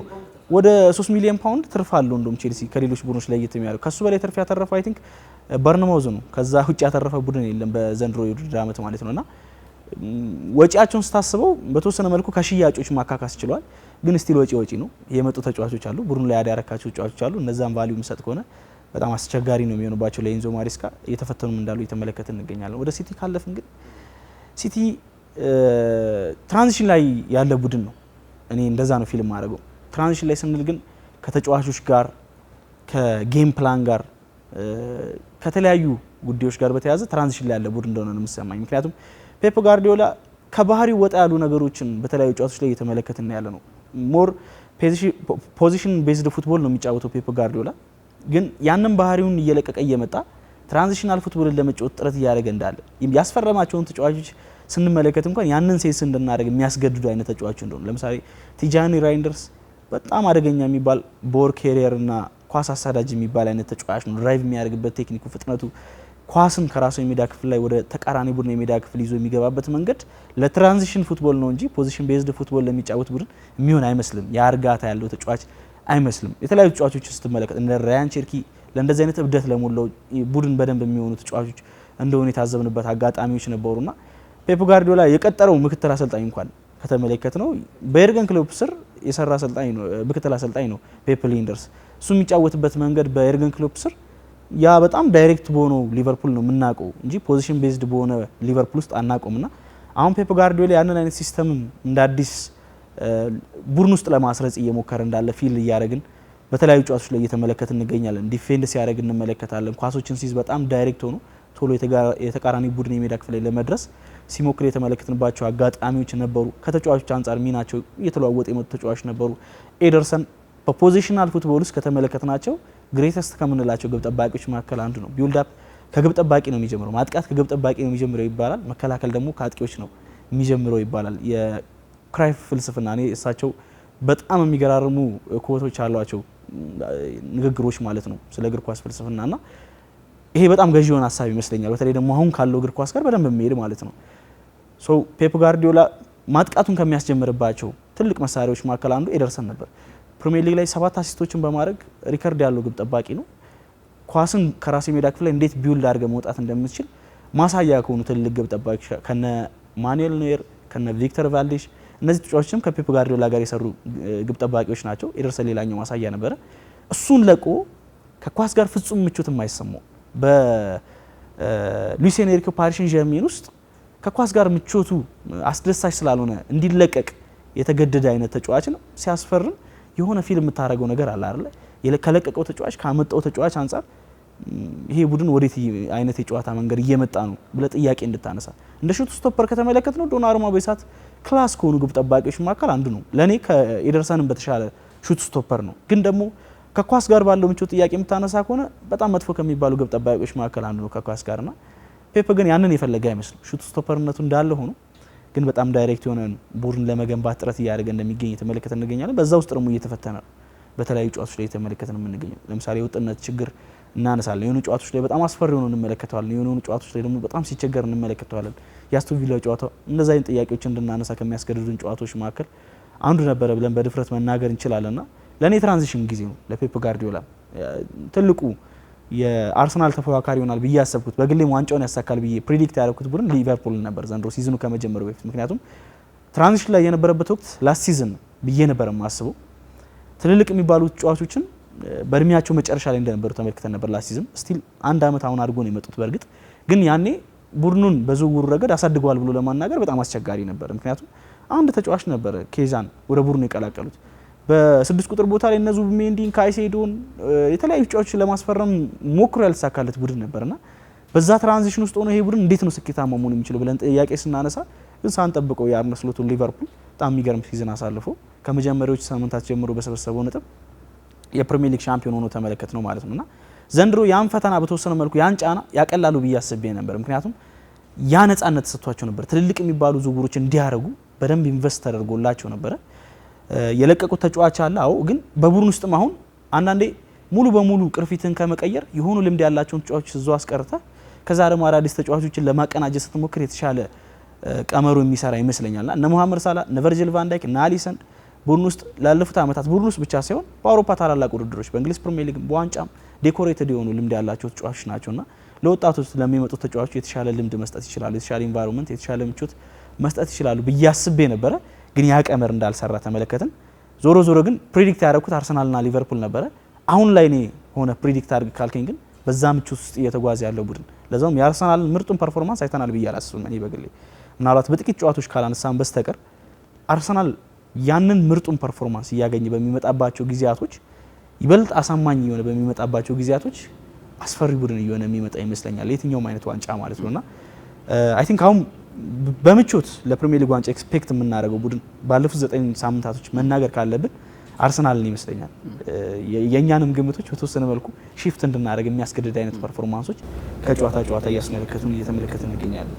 አዎ የሲቲን ካለህ ቃል እናጠናቀቅና የሲቲና የቼልሲን ትንሽ ደቂቃ ብለን አብዛኛው ተብሏል። ግን ሲቲ ላይ ትንሽ አንድ ጥያቄ ማንሳው ትራንዚሽኑ የጀመረው ከጥር የዝውውር መስኮት ጀምሮም ይመስለኛል። በተለይ በ2024 አስቸጋሪ ጊዜያትን ካሳለፈ በኋላ በ2025 እና ኦማር ማርሙሽን እና ኒኮ ጎንዛሌዝን የመሳሰሉ ተጫዋቾች እና ቡካድር ኩሳኖቭን ሲያስፈርም ሲቲ ቤት ውስጥ የሆነ መለወጥ የፈለገ ነገር እንዳለ ማሳያ ነበር። ምክንያቱም በጥር የዝውውር መስኮት ልክ እንደዛ ደፈር ያሉ ዝውውሮችን መፈጸም ብዙ ጊዜ የተለመደ አይደለም። እነ ቪቶሪስን የሚያስፈርሙበት ከፓልሜራስ አጋጣሚ ነበር። በክረምቱም የዝውውር መስኮት ንቁ ተሳትፎችን አድርገዋል። ግን ትንሽ ጥድፊያ የተሞላባቸው ነበሩ። በተለይ ራሱን ወደ ሙድ ለመመለስ የክለቦች ዓለም ዋንጫን እንደ መሳሪያ ለመጠቀም በማሰብ የነ ራያን ቸርኪ ዝውውር በጣም ጥድፊያ የተሞላባቸው ዝውውሮች እንደነበሩ ማሳያ ነው። ግን በተለይ ፔፕ ሊንደርስ ወደ ሲቲ ቤት ከመጣ በኋላ ፔፕ ሊንደርስ በኤርገን ክሎፕ ስር ኦፍ ዘ ቦል ተጫዋቾች በደንብ ሃይ ወርክ ሬት ይጠበቅባቸዋል። በሊቨርፑል ቤት የምታስታውሱ ከሆኑ የኤርገን ክሎፕም ባሳለፍነው ሳምንት የሰጡት አንድ ኢንተርቪው ላይ ሜሲ እስካልሆንክ ድረስ ሁሉም ተጫዋች መከላከል አለበት ሲሉ ተናግረዋል። ያንን ሲቲ ቤት ውስጥ ተግባራዊ በማድረግ ፖሴሽናል ፉትቦል መጫወትን የሚወዱት ፔፕ ጓርዲዮላ ጋር ትንሽ የግጭት ስሜት እንዳለ ትመለከታለህ። ምክንያቱም በእርግጥ ሲቲ በዘንድሮ የውድድር ዓመት በርካታ ተጫዋቾቹን በተደጋጋሚ ጉዳት አጥቷል። ከሮድሪ ጀምሮ ራያን ቸርኪ፣ ኦማር ማርሙሽ በተደጋጋሚ የምናነሳቸው እንደነ ማቴዮ ኮቫቺችን ማንሳት እንችላለን። ግን በኋላ ላይ ቡድኑ ከመጣ በኋላ ዳይሬክት ፉትቦል መጫወት ሲጀምር ግን ትንሽ ሲቲ ቤት ውስጥ ያልተለመደ ነገር አፕላይ ተደርጓል። ባሳለፍነው ሳምንትም አይተነዋል። ሲቲ በዘንድሮ የውድድር ዓመት ካስቆጠራቸው 17 የፕሪሚየር ሊግ ጎሎች 11ን ያስቆጠረው ሃላንድ ነው። ይህ ማለት ደግሞ 6 ጎሎች የተቆጠሩት ከሌሎች ተጫዋቾች ብቻ ማለት በሲቲ ቤት ውስጥ ያልተለመደ ነው። ከዚህ በፊት እነ ፊል ፎደን እነ ኬቨን ደ ብሮይነ የነበራቸው ተሳትፎ በጣም እነ በርናርዶ ሲልቫ ቀላል የሚባል አልነበረም። ይህ ደግሞ ሲቲ ቤት ውስጥ ምናልባት አሁንም ሀሳቤንም አልቀይረው ባሳለፍነው የውድድር ዓመት ሁሊያን አልቫሬዝን ሲቲ ማጣቱ በጣም እንዲጎዳ አድርጎታል ብዬ ከማስበው አንደኛው ምክንያት አንዱ ለየት ያለ ወይ ደግሞ በጣም ቨርሳታይል የሆነ ተጫዋች የሁሊያን አልቫሬዝ አይነት ሲቲ ያልነበረውን ብዬ ስለማምን ነውና ሲቲ ምናልባት በሃላንድ ዲፔንድ ሆኗል የሚለው ነገር በተደጋጋሚ ለማንሳትም ያመቼ ይመስላል። ነገር ግን ሲቲ ቀስ በቀስ ወይ ደግሞ ተጫዋቾቹ አሁን በሳምንቱ አጋማሽ ራያን ቸርኪ፣ ኦማር ማርሙሽ ወደ ግብ አስቆጣሪነት ተመልሰውለታል። ከጉዳት ከተመለሰ ተጫዋቾቹን ከተመለሱ ምናልባት ሲቲ ለየት ያለ ቅርጽ ኖሮት ትልቅ ተፎካካሪ ይሆናል ብዬ አስባለሁ። በቸልሲ ቤት ውስጥ ቸልሲ ካሳለፍነው የውድድር ዓመት አንጻር ጥሩ ተፎካካሪ ይሆናል ብዬ የገመትኩት ቡድን ነበር። ግን ትልቁ ጥያቄ የነበረው በቸልሲ ቀለም ውስጥ ከዚህ በፊት የምናውቀው ከጆን ቴሪ እስከ ነጋሪ ካሂል ከቲያጎ ሲልቫ እስከ ሴዘር አዝፒሊኩዌታ የመሳሰሉ ድንቅ መሪዎችን ያየንበት ቸልሲ አሁን በትልቅ ደረጃ የምናነሳው ሲኒየር ተጫዋች ሪስ ጄምስ ነው። ያ ደግሞ ቸልሲ ቤት ውስጥ አሁን ያሉት ተጫዋቾች ማኔጅ ለመደረግ ወይ ደግሞ የመልበሻ ክፍሉን የተረጋጋ እንዲሆን ለማድረግ በጣም ለአሰልጣኝ ኢንዞ ማሬስካ ትልቅ ፈተና ሆኖባቸዋል። ተጫዋቾች አምበል ሳይሆኑ ግን የአምበልነት ሚና የሚወጡ ሜዳ ላይ እኮ የምንመለከታቸው ተጫዋቾች አሉ። ለምሳሌ በአርሰናል ቤት ውስጥ እንደነ ጋብሪኤል ማጋሌሽ የመጀመሪያ ተጫዋች አይደለም፣ ካፕቴን አይደለም። ዴክላን ራይስ እንደዛ አይደለም። ከዚህ በፊት በዌስትሃም ዩናይትድ ልምድ ሊኖረው ይችላል። ግን ሜዳ ውስጥ አሁን ቸልሲ ቤት ውስጥ ቡድኑን የአምበልነት ወይ ደግሞ ተጫዋቾችን አረጋግቶ የመምራት ስሜት ውስጥ አንመለከትም። አምና እነ ኤንዞ ፈርናንዴዝ እነ ሞይሰስ ካይሴዶ በተወሰነ መልኩ ሞክረውታል። ያ ግን አሁን ቤት ያለው ቸልሲ ቤት ውስጥ ላለመረጋጋትና ቡድኑ ዲሲፕሊን እንዳይሆን አድርጎታል። ባለፉት 9 ጨዋታዎች 6 ቀይ ካርዶች ማለት በጣም ትልቅ ፈተና ነው። ቸልሲ ከጉዳት እየተፈተነ የሚገኝ ቡድን ነው። ባሳለፍነው ሳምንት በሳምንቱ አጋማሽ ሊያም ዴላፕ በቀይ ካርድ መውጣት ማለት በጣም ትልቅ ራስ ምታት ነው ለኤንዞ ማሬስካ። ምክንያቱም ይህ ተጫዋች የቶተንሃም ሆትስፐርስ ጨዋታ ያልፈዋል የካራባው ዋንጫ ቀይ ካርድ ስለተመለከተ። ስለዚህ ቸልሲ ቤት ውስጥ በዚህ የተሻለ የብቃት ችግር ልናነሳበት የምንችል ቡድን አይደለም። አብዛኛው መልኩ የተሟላ ቡድን ነው፣ ግን ልምድ ያላቸው ተጫዋቾች እዚህ ቡድን ውስጥ መካተት አለባቸው ብዬ አስባለሁ። በተለይ የኋላ መስመር ክፍሉ ላይ የመሪነት ስሜት የተላበሱ ተጫዋቾች ማስፈረም አለበት። በጣም አሪፍ። ምናልባት ሰዓታችንም ስለተጠናቀቀ ሙሌ እንደው ቅድም የመጀመሪያ ላይ ስናነሳ የነበረው ጉዳይ ስለነበረ ያው የቲክቶክ አዋርድ በፊታችን ላይ ይደረጋልና ምናልባት እንደው በስፖርቱ ዘርፍ አንዱ ውጭ ውስጥ የገባው አንተ ይመስለኛልና ይሄ ለኦዲየንስ ነው፣ ለአንተ ኦዲየንስ እድሉን እንስጥና ምክንያቱም ያው የክብር እንግዳችንም ሆነ እዚህ ስለመጣ ማስተላለፍ የምትፈልገው መልእክት ካለና እንድንዘጋው ብዬ ነው። አይ የተበላ ቁም ነው። የስፖርት ኮንቴንት ክሬተር አዋርድ ተካተናል። ደስ የሚል ነው። ባለፉት አመታት ጥያቄ ስናነሳ ነበረ። ስቲል ግን የተካተተበት መንገድ ብዙ ማንሳት ባያስፈልግም ግን ጥያቄ የሚያስነሳ ነው። በጣም ፋንን ባይዘዌ በዚህ አጋጣሚ ላቋርጠውና ጥያቄ ያስነሳው ቲክቶክ አዋርድ ላይ መጀመር አለበት ብሎ የስፖርት ኮንተንት መጀመር አለበት ብሎ ሙሌ ነበር። እንደውም ኮሜንት ሳይ እንደሚያሸንፈው ስላወቅ እኮ ነው እንደዚህ የሚለው ሲሉት ነበር። አይ ምላሽም ሰጥተውኝ እነሱ እናካትታለን ብለውኝ ነበር ራሳቸውም ማለት ነው። አካቷል፣ ደስ የሚል ነው። ግን ፋንን ኒውትራል ሆኖ ከሚሰራ ኢንፎርማቲቭ ኮንቴንት ክሬተር ጋር አይ ቲንክ እንትን ለማለት ኮምፔር ለማድረግ መሞከር በጣም ባላንሱን የሚስት ይመስለኛል፣ ወይም አንፌር ነው ብዬ ነው ማስበው እኔ በግሌና። ዞሮ ግን የኔ አዋርዶች ኦዲየንሶቼ ናቸው። ከዛ በላይ አዋርድ የለኝም እኔ ለአንድ ኢንፍሉዌንሰር፣ ለየትኛውም ኢንፍሉዌንሰር ብቻ ሳይሆን ብዙ ሙያ ውስጥ ለምሳሌ ለጋዜጠኛም ትልቁ እንጀራው አድማጮቹ ናቸው። ለአድማጮቹ ነው ሁሉ ጊዜ ተጨንቀው የሚገባው። ትልቁ ሽልማቶቹ፣ ትልቁ የገቢ ምንጮቹ እነሱ ናቸው። ኢንፍሉዌንሰርም ስትሆን ተመሳሳይ ነው።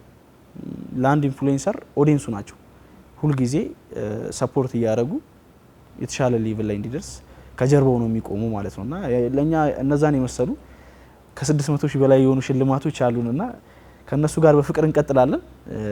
ለሚያሳዩን ድጋፍ በጣም ከልብ አድርጌ ማመስገን ፈልጋለሁ።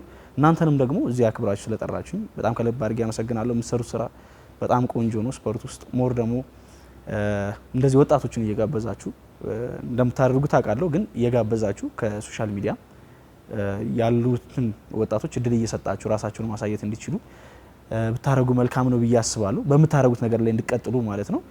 ከዛ ውጭ ግን በጣም ከልብ አድርጌ ማመስገን እፈልጋለሁ ለሀገሬ ቲቪ ተከታታዮቹ በጣም እናመሰግናለን። ምክንያቱም ያው ሙሌ ባለፈውን በተካሄደው የስፖርት ኮንቴንት ላይ አሸናፊ ነበርክና ሌሎችም የስፖርት ኮንቴንት የሚሰሩ ልጆችን ያው እየጋበዝን እዚሁ ከወዲሁ መጋበዝ እንፈልጋለን፣ ቃልም እንገባለን። ምናልባት አንተም እንግዲህ በሚመች ሰዓት እንደዚሁ እየመጣ የተለያዩ ጉዳዮችን እያነሳን ከእንግሊዝ ፕሪሚየር ሊግ ወጣ ብለንም ደግሞ ሌሎች እግር ኳሳዊ ጉዳዮችን እናነሳለን ብዬ ገምታለሁ።